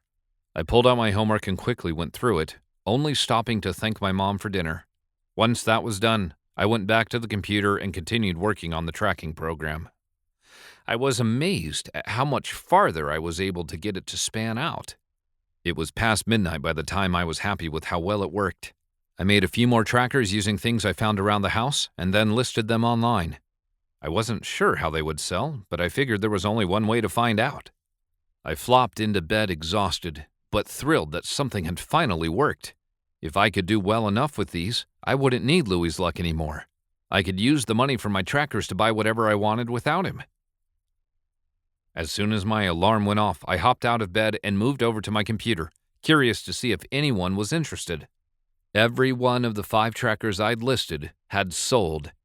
I listed the other trackers for a few more dollars than I had the night before, then burnt the CDs so I could mail them on my way home from school. On the bus, I sat and copied down the addresses onto the envelopes while we drove to the school. I smiled at Darren when I caught his curious look and finished up the last one before sticking it in my bag. I tested out my new luck during class. In English, I handed Mrs. Brooke the work I'd done the night before. I was wondering if I could possibly try again on the debate?" I did what I could to push my luck, hoping it would work. Mrs. Brooke stared at the notes in front of her. She sighed. "Since it wasn't your fault you had to leave, I'll count this as your debate. Just make sure you don't miss any more class." My jaw dropped. "Great, thanks. I'll make sure I get everything turned in." I turned around to see everyone staring in shock. It had worked. I tried my luck again in a few different classes, and it worked every time. I would have to be careful how I used it, though, because I didn't want to make people suspicious. I also didn't want to try to get my baseball position back because my arm was still broken, and I couldn't just make it heal. I knew, because I had tried. All that I got was an arm that was sore from flexing it. Tanya kept shooting me looks during debate, and then again during math. After class, she came over and studied my face. "You bought it, didn't you?" "Yeah, how could you tell?" She raised an eyebrow. "Really? You convinced Mrs. Brooke to give you another chance? No one convinces her to do something like that. So what's your payment?" I walked out of the classroom toward my locker. "Straw." "Straw? What in the world does he want straw for?" Tanya laughed. "He wants to spin gold and he can't collect it himself." I pulled out my history book. "That's cool. Is he giving you any?" She stepped closer to move out of the way of a crowd of noisy freshmen. "Not that I know of, but check it out. I figured out how to make this tracker thing using my luck. Well, I was already making them, but my luck helped me fix the issues I was having with them. Last night, I posted them online, and this morning they were all sold. I can make money that way." "Trackers? For what?" She tilted her head to the side. I shrugged. "I've always loved spy stuff. I got this idea to make bugs from watching a movie." I walked her to class. "What happens if it gets into the wrong hands, though?" Her eyebrows creased together. "I hadn't thought of that. I'll just have to be careful who I sell them to, I guess." The bell rang and I backed up. "I better get going. See you after school?" "Yeah, that would be great. And Adam, be careful." She walked into class and I hurried off to history. Mr. Judd glared at me as I walked into class and I smiled back, finding a spot in the back of the classroom. After yesterday's mess, I decided to lay low. As soon as class was over, I hopped up and hurried out of the class. Because we were playing baseball and PE, I was able to sit on the bleachers and do all my homework. After the bell rang, Tanya met me at the front door and we walked outside together. "Want to go on a walk?" I asked. I took her hand and smiled down at her. Sure. Where are we going? Post office. We crossed the street and continued down the sidewalk. What are we doing there? I have to mail the trackers. She stopped. Are we going to be in trouble for sending those? I shrugged. I don't see why. They're a piece of fabric with a tracker on a CD, that's it. Okay. She kept walking, biting her lip. We walked in silence for a few minutes. So, what was your payment for Henry? I asked. I helped him make shoes. It was actually kind of fun. She pulled out her phone and showed me a picture of some small pink shoes. This is one pair. He was so happy with the work I'd done. He actually gave me a gold coin every once in a while. She put her phone back in her pocket. Whoa, that's really cool. What did you do with the gold? That'd be hard to use, wouldn't it? I'm saving it. I figure when I'm an adult, I'll invest it or something. It would look kind of fishy right now. She pushed the button to cross the street, and we waited for our turn to walk. That's a great idea. I'd planned to spend mine as I got it, but maybe she had a point. I could save it up and get something cool, like a bow and arrow. I'd wanted to take classes for a couple years. We got to the post office and I paid for the postage while Tanya looked at the pictures on the wall. Okay, ready for some ice cream? I asked. Sounds great. It's hot out here. She pulled out her phone. Let me hurry and text my mom. Oh, I should probably do the same thing. I grabbed my phone and texted Mom before slipping it back in my pocket and taking Tanya's hand again. We walked to the ice cream shop and got in line. I'll pay for both of us, okay? I can pay for my own. I have money, remember? I know. I just want to pay for yours. I brushed her hair away from her eyes. Well, if you insist, that just means I'll get the most expensive ice cream. Her eyes danced when she laughed. The sound was intoxicating and made me want to make her laugh again. Okay, but I'll have to pay with a kidney. I was rewarded with another laugh and I joined in. Really, I just want a banana split. Is that okay? She kept her eyes on the menu and I watched her, amazed that she liked me. Yep, one banana split coming up. Well, make that two. I think I'll have the same thing. I put in our order and paid. We looked at the ice cream cakes in the freezer while we waited for our banana splits to be ready. We picked them up and found a place to sit in a corner. I was fully enjoying my ice cream until I got a text from my mom. Why do I have straw sitting on my front lawn? My eyes widened. What the? What's wrong? Tanya asked. I just had straw delivered to my house. I was only supposed to get some yesterday. I don't know. I'll be home soon. Who ordered it then? Tanya stood and picked up her backpack. I don't know, but I have a feeling Louie might, the little creep. We walked out of the shop and headed toward Tanya's house. My phone buzzed again and I pulled it out of my pocket. It's under your name. I grumbled.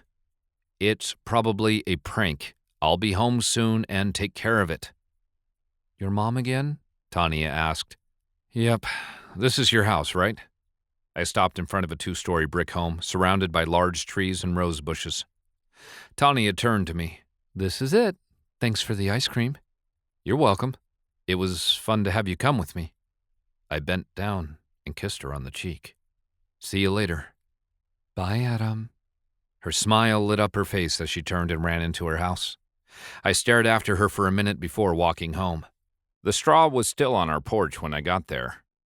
Louie? He appeared in front of me, looking sheepish. I see you got the shipment. How did you do that? Louie fidgeted with his hat. I may have used your name. I grumbled in annoyance. I would be grounded for life if this happened again. Don't do it again, or our partnership is done. He stared at me for a moment, emotions flashing across his face. Fair enough. He zapped the straw away and disappeared. I went inside and went to my room, hoping Mom would forget why she texted me. Adam? Mom's voice came from the office. Yeah. I walked into the office. Did you figure out who sent the straw? She looked up from the paperwork she was filling out. I got it taken care of. I took a step into the office. What are those papers?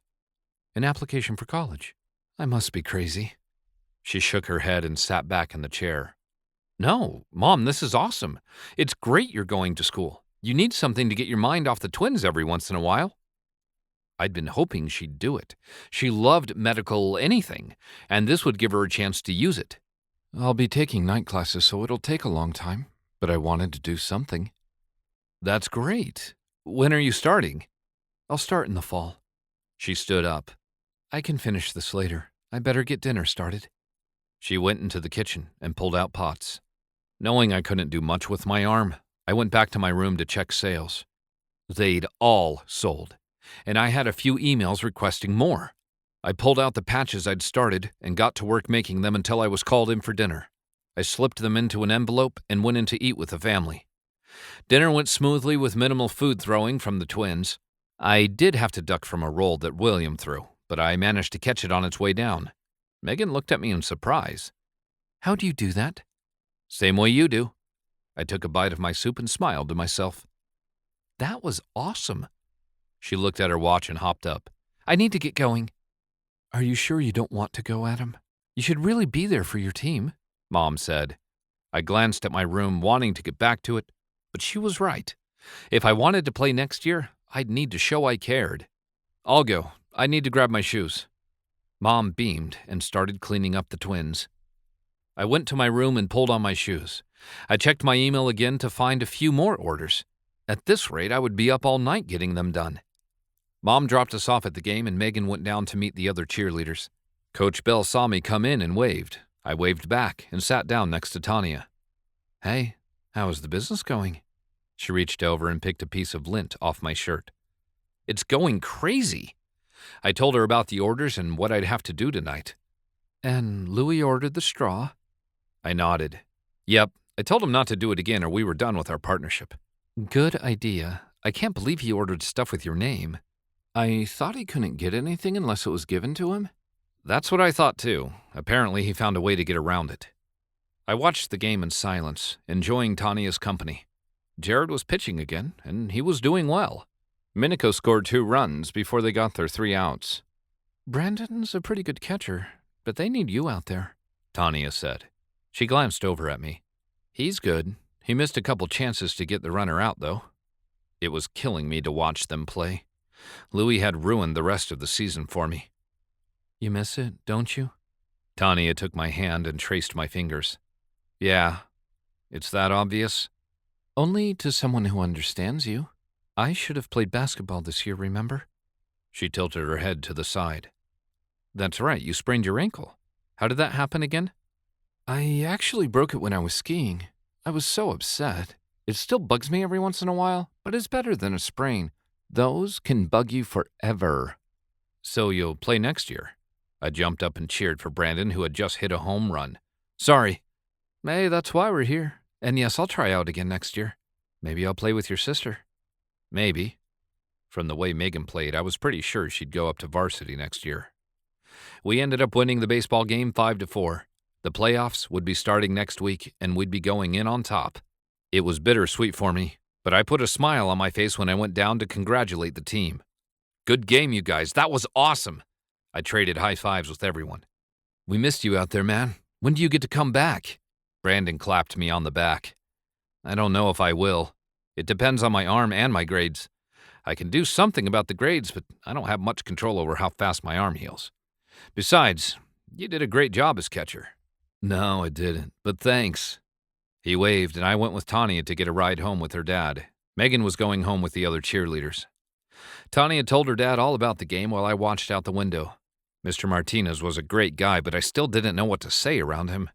It was a relief when I climbed out of the car and said goodbye. I went inside to grab a snack before going to find Mom. Oh, there you are, Adam. How was the game? Mom sat in the living room watching the news. Dad sat next to her studying something on his tablet. It was awesome. We won. Brandon played catcher. How'd he do? Dad asked. He set his tablet down. He did pretty good. He wishes I could come back, though. So did I. Maybe Louie could do something about my arm. I guess we'll see how your arm heals. Mom stood and came over to give me a hug. You need to get your rest.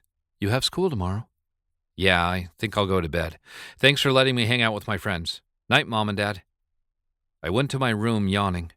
This wasn't a good sign for getting things done during the night. I went over to the computer and dropped into the chair. While I burned CDs, I built patches and slipped them into envelopes. I would have to stop selling them for a couple of days so I had time to get more supplies. I had no idea what all these people wanted with these trackers, but I was beginning to wonder if Tanya was right. Maybe I didn't want these in everyone's hands. I finished the last one and deleted the listing. I checked my bank account, and my jaw dropped. I had done better than I thought. It wasn't enough to buy a car, but it was close.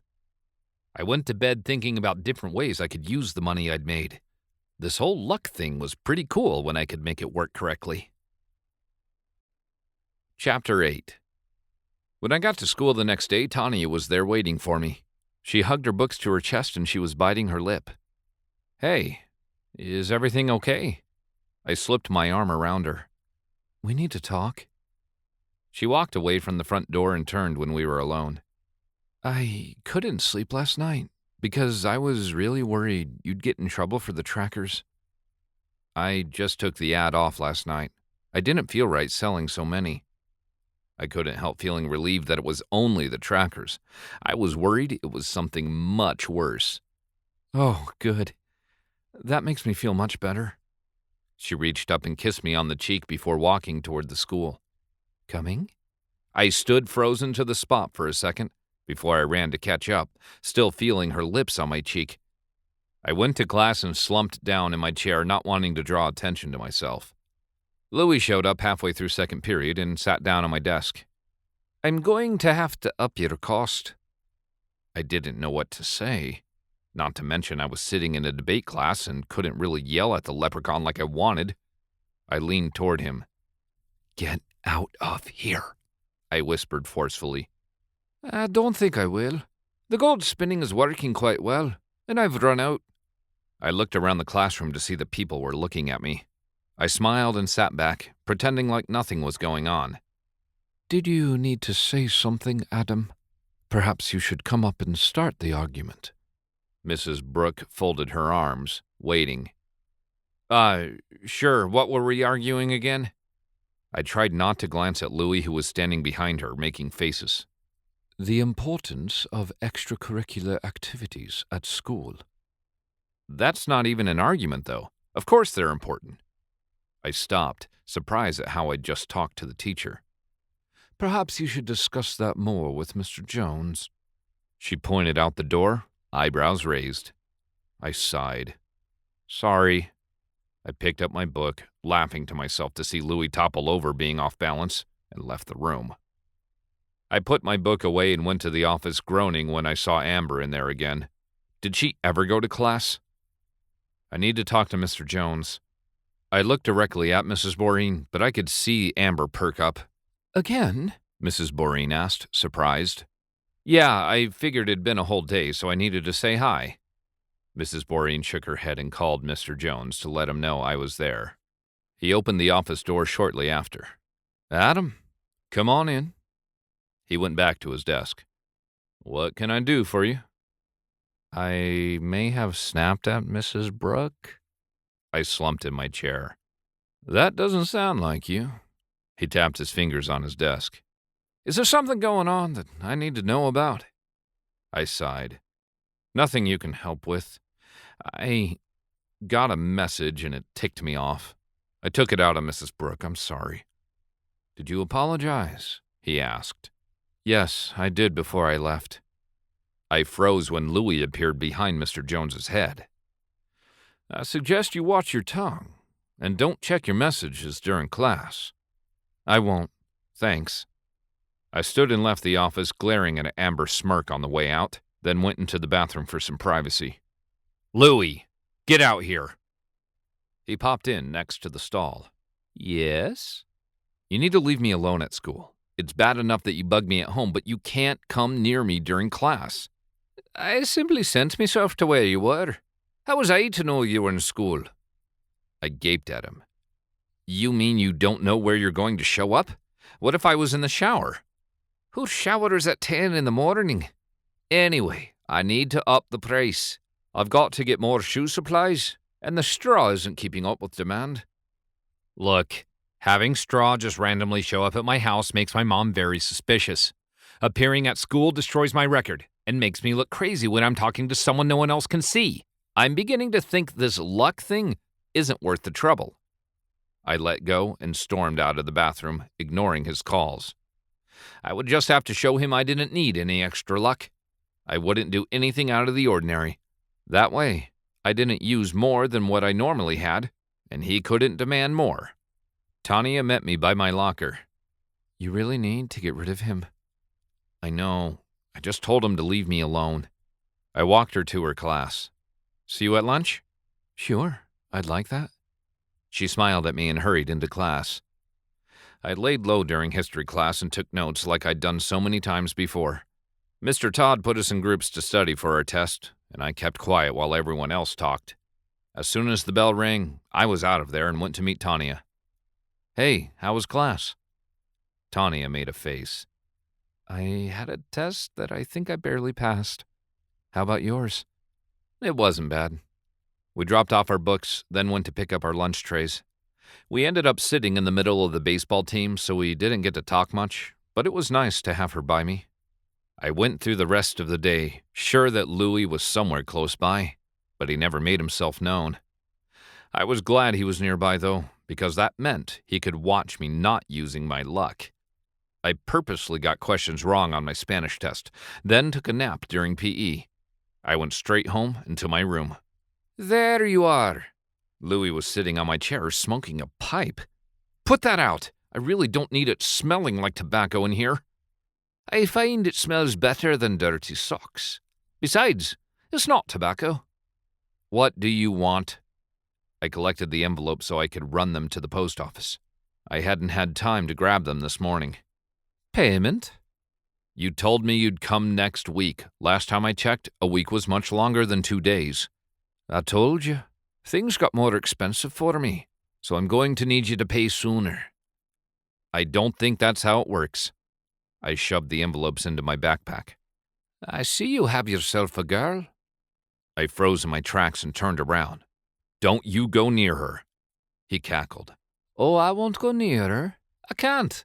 But I know her leprechaun. I can make things quite miserable for both of them. You'll have your straw.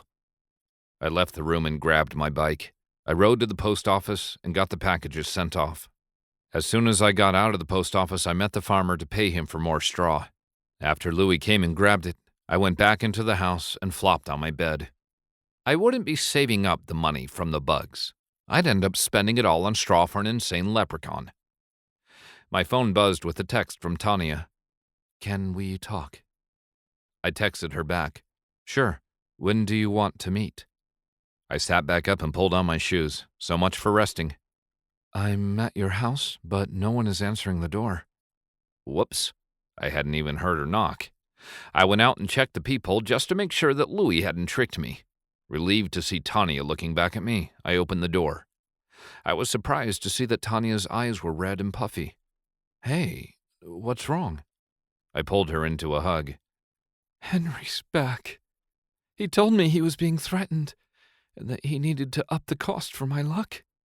Adam, I haven't used his luck for months. She sobbed into my shoulder. That little creep, I muttered and held her closer. I told Louie to leave you alone. She pulled back. What do you mean? I told him I didn't want to help anymore, and he said he knew who your leprechaun was. I bought him the straw he wanted, but he lied and went after you anyway. Anger burned inside. How was I supposed to stop him? Henry looked miserable when he was telling me to make more shoes. Don't do it. I'll stop him, but I don't want you to get hurt. She pulled away. I have to.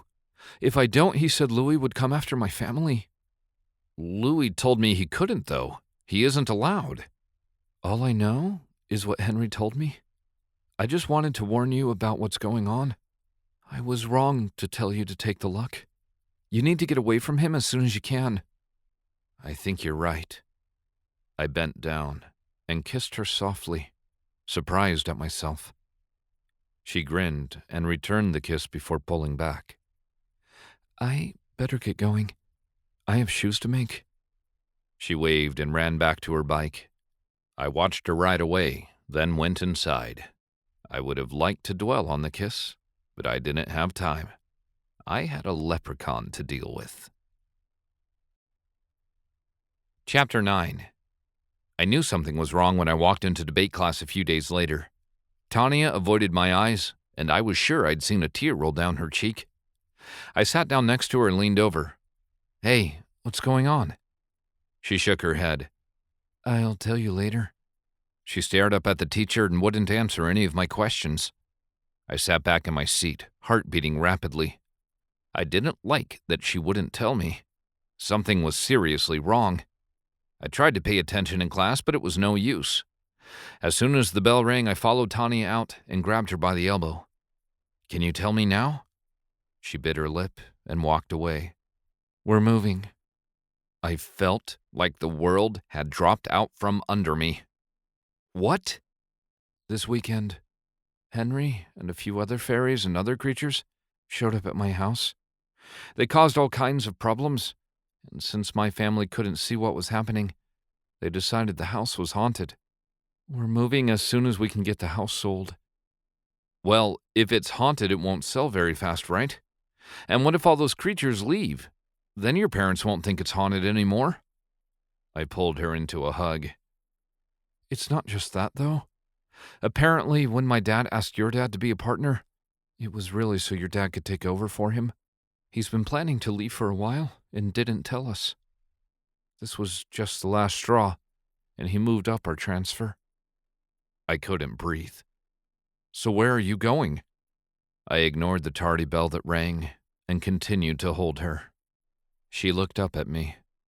"Los Angeles." What? How is that even possible?" "That's where he got the job. I don't want to go." She pulled away and wiped her eyes. "And there's no convincing him otherwise?" My mind was reeling. She shook her head. "I tried all last night. I'm also grounded now on top of moving." She looked at her watch. "Ugh, I don't want to go to class, but I better get there." "One more thing. How did all those creatures get in there?" Tanya laughed. "It was kind of funny, actually. Henry felt so bad that he made me make those extra shoes. He sent others to help. And, well, there's a reason only leprechauns make shoes. The other creatures kept knocking into things and breaking them. They got into our food, and a few got drunk on the vanilla, so they were flying into things." "Wow, that's much more exciting than what happened at my house. We got to watch Megan get a few awards, and then took the twins out for ice cream." "That sounds fun, too. See you later." She smiled through her tears and hurried off. "Louie." I waited for him to pop up. "Did you have anything to do with this?" "Now why would you think something like that?" he asked. I bent down and stared him in the eye. "Because I know you, and if I find out you did, you will pay. Got it?" He gulped. "Got it. Now, about your payment." I clenched my fist. "Are you kidding me?" Right. I'll be back later." He snapped his fingers and disappeared. Mr. Todd glared at me when I walked into class, and I saluted him. I sat in the back and doodled on my notebook, trying to come up with ways to build new trackers. I had made a couple different designs, but I wanted to figure out a way to make them invisible. I stared at the patches on Mr. Todd's elbows of his suit and wondered if I could do something with pieces of fabric. It would be really hard, but maybe with some extra luck.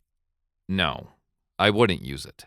I needed to get Louie away, not make him want more from me. I'd have to do this on my own. The bell rang and I went to find Tanya in the lunchroom. She was surrounded by her friends, who were patting her on the back and talking softly. I left them alone and went to find a different spot. Beth plopped down in front of me, popping her gum before taking it out of her mouth. "So, what's up with you and Tanya?" I looked up at her in surprise.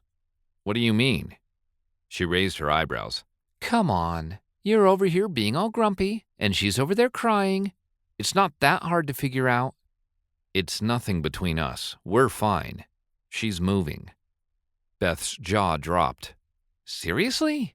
Man, I'm sorry. I know you two were getting close." I set my milk down on the tray. "How in the world do you know all this?" Her face colored. "Megan usually.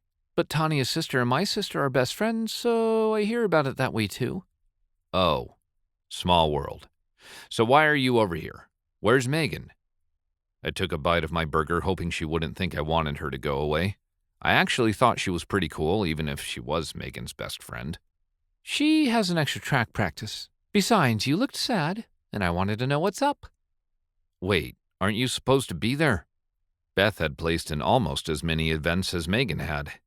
Beth shrugged. They're doing field events right now, so I don't have to be there until later. She leaned forward. Seriously, though?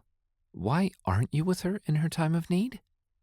I didn't want to be around all of her friends while they were trying to make her feel better. I could feel my face burn. She laughed. I don't blame you. We ate in silence for a while, and I kept an eye on Tanya.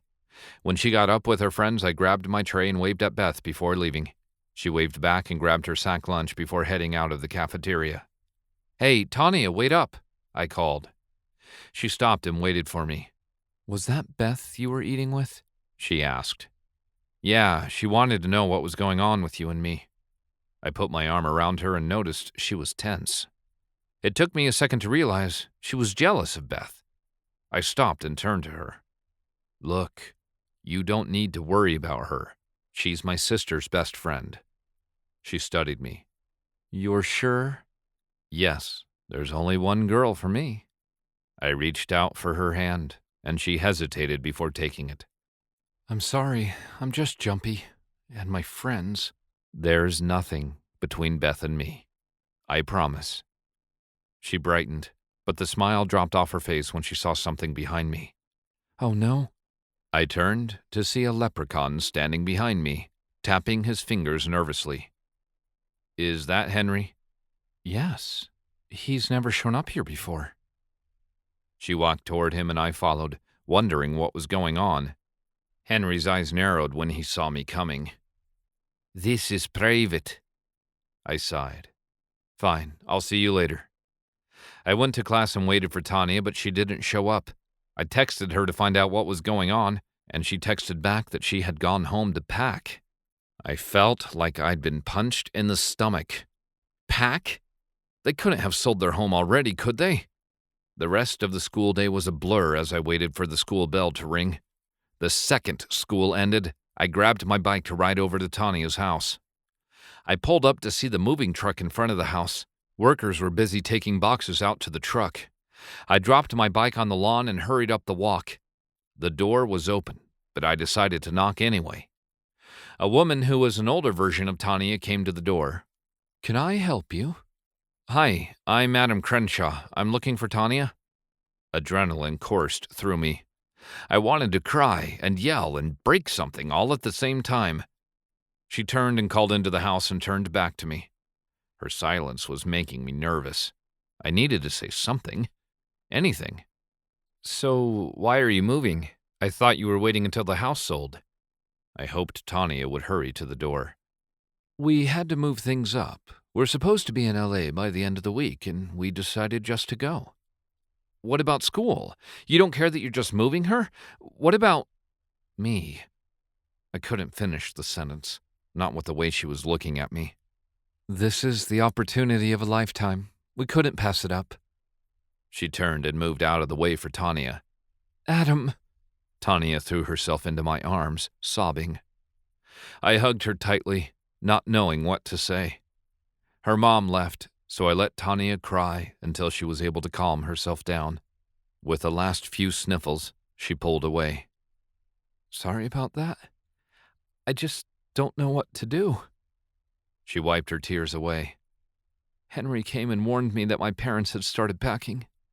I went home after, and Mom put me to work. I don't want to go. I took her hands, trying to figure out how to make her feel better. Hey, it's LA. You can go to the beach and meet famous people. That's cool, right? I guess so. That will be nice. I could use a nice tan about right now. She giggled. I think you're beautiful enough already. I brushed the stray tear from her face. Let's just have fun with the last few days we have together, okay? She smiled. I'd like that. Want to help? Help you pack? Sure, But don't be surprised if I empty more boxes than I actually fill. Deal. She led me into her house and we packed up the kitchen for an hour until I had to take off for Megan's party. She would be gone for a few days because she had the track meet, and then she would be staying with Beth in Sun Valley. It helped to have rich friends. I got home just as everyone was getting ready to go to dinner.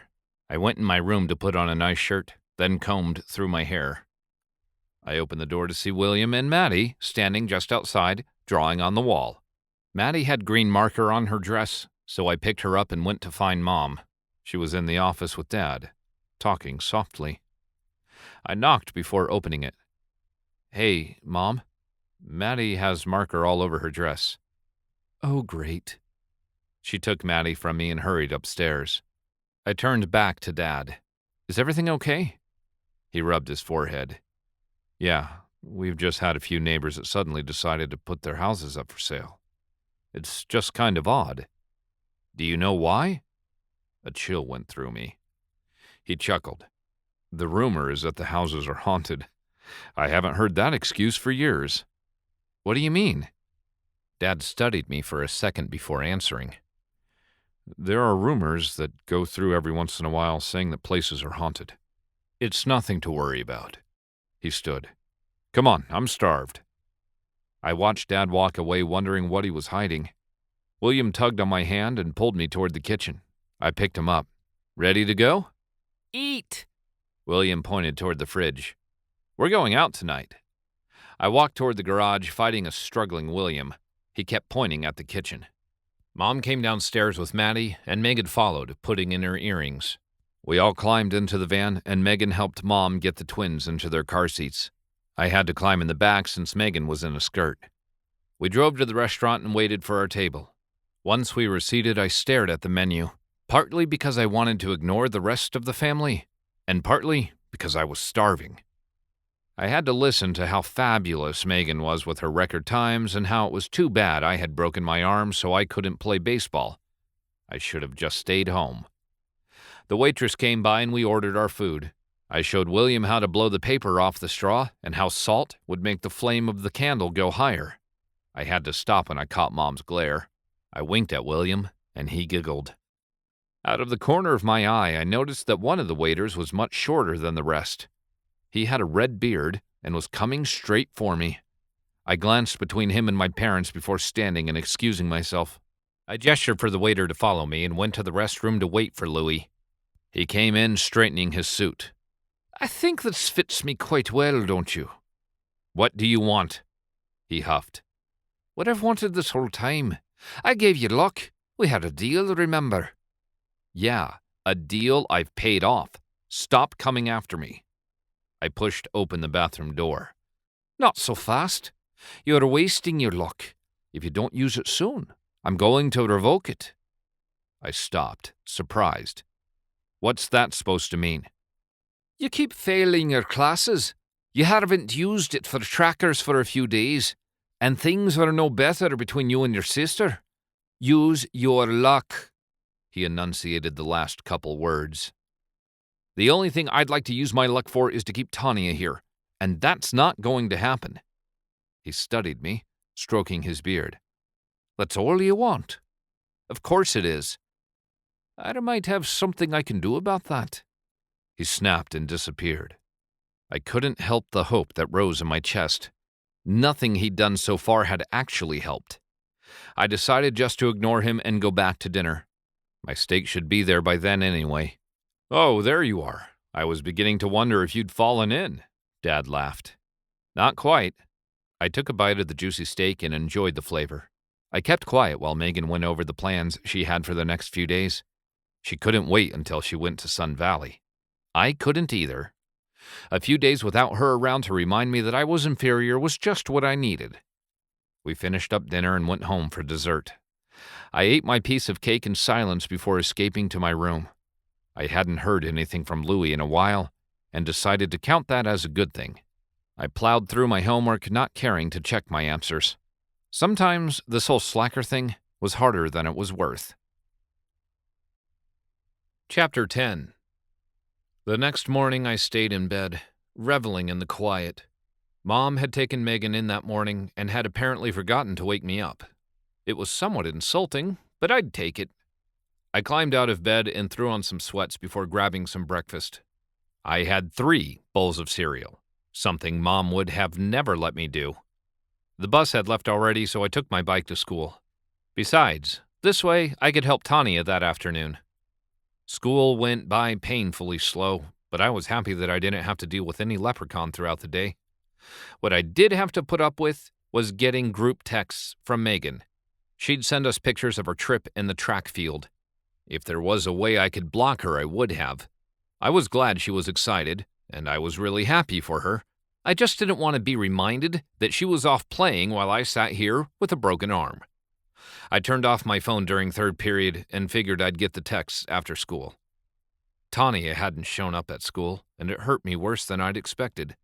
As soon as PE was over, I pulled my backpack on and headed out to my bike.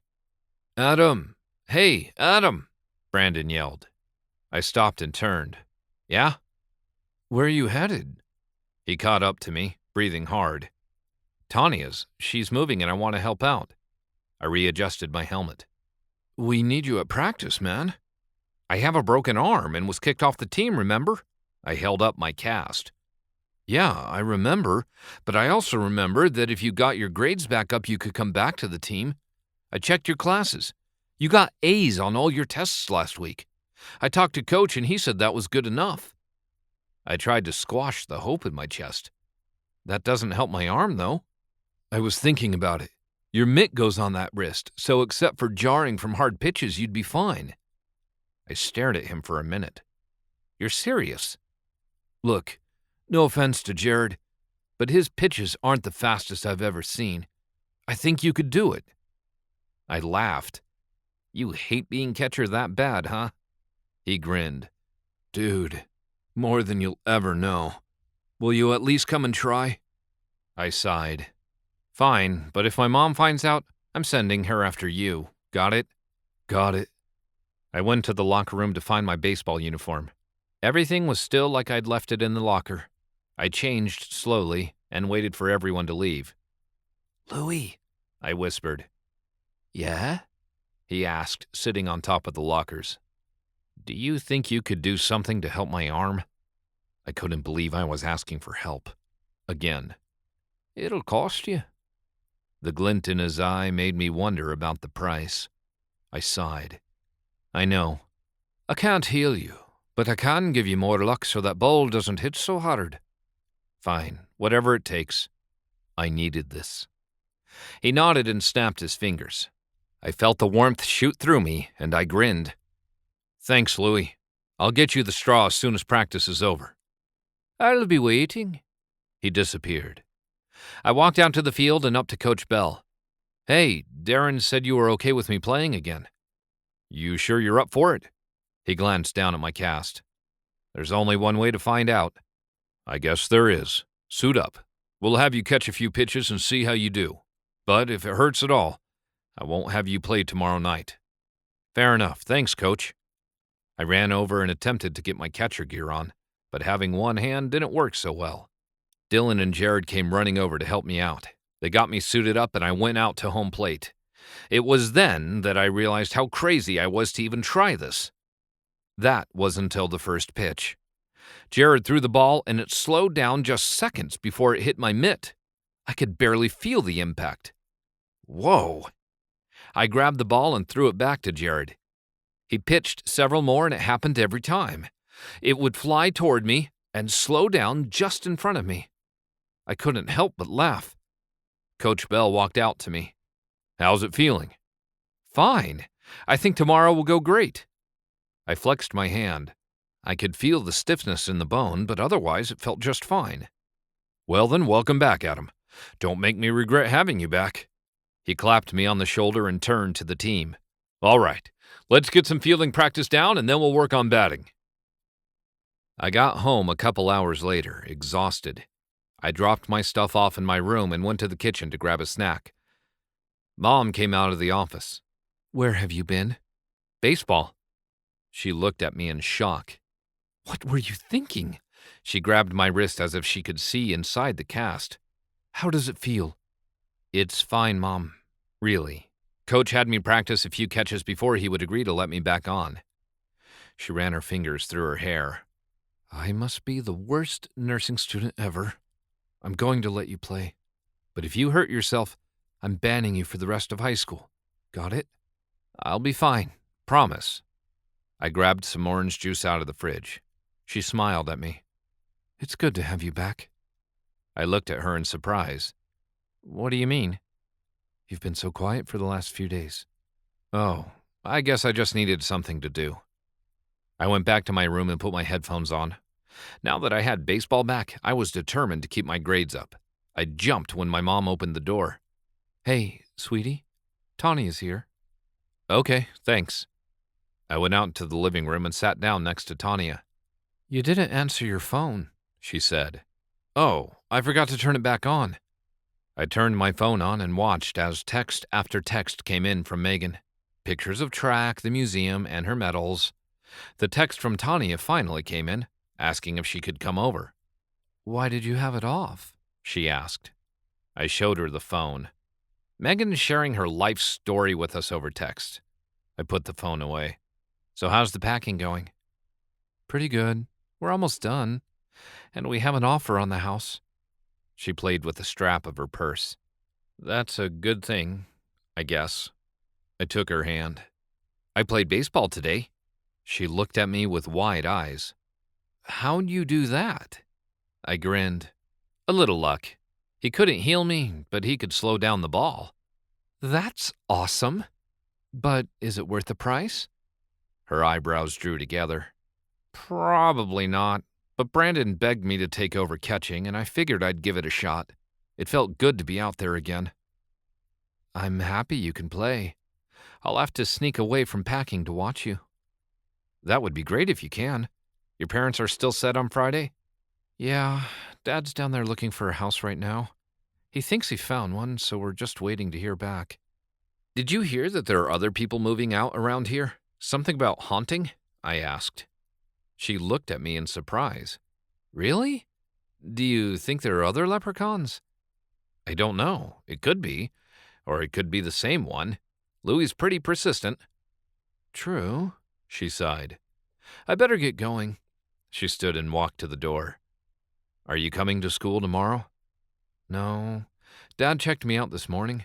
We have to get the last couple rooms done so we can leave. I leaned down to kiss her. See you after school, then? She smiled sadly. I hope so. Bye, Adam. See ya.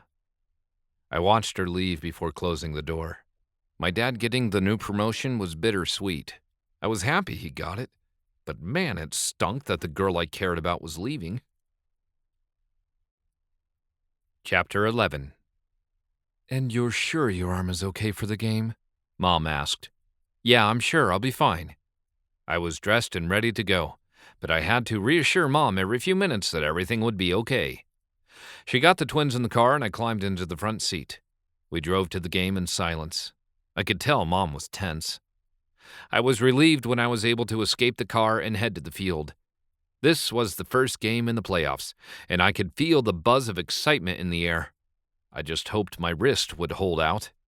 I'd given Louie more straw, but I couldn't trust that it would be enough. The game started, and we were up first. Coach kept me out of the batting order, so I watched the rest of the team bat. Kimberly's pitcher threw hard, fast pitches that our team was barely able to hit. We got in a couple runs before Dylan got our third out. I had help getting my gear on again and went out to the diamond. I had to admit, I was nervous. I hadn't been out there for a game since I'd broken my wrist. Jared practiced a few pitches before the first batter came up. Jared threw a strike and a ball before the batter hit it out to left field. He made it to second and the next batter came out. Jared struck him out, and it was on to the next batter. My nervousness gave way to the excitement of the game, and I was finally able to relax. By the time the sixth inning rolled around, we were ahead by 4. My wrist was sore, and I had to shake it out every few catches. When we went in to bat, Coach pulled me aside. I'm putting you out in center field for the last inning. I don't want to push your luck with that wrist. I almost laughed at his choice of words. That's probably a good idea. I watched us score 2 more runs before it was time to get back out to the field. I ran to center field and got into position. "Well done, Adam." Louie appeared next to me. I jumped. "Stop doing that! Why are you here?" "I need more payment.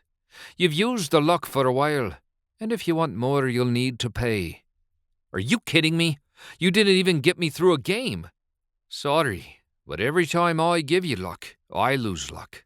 I need it for my other clients." "This is the first time you mentioned that. I'm so done with you and your stupid rules."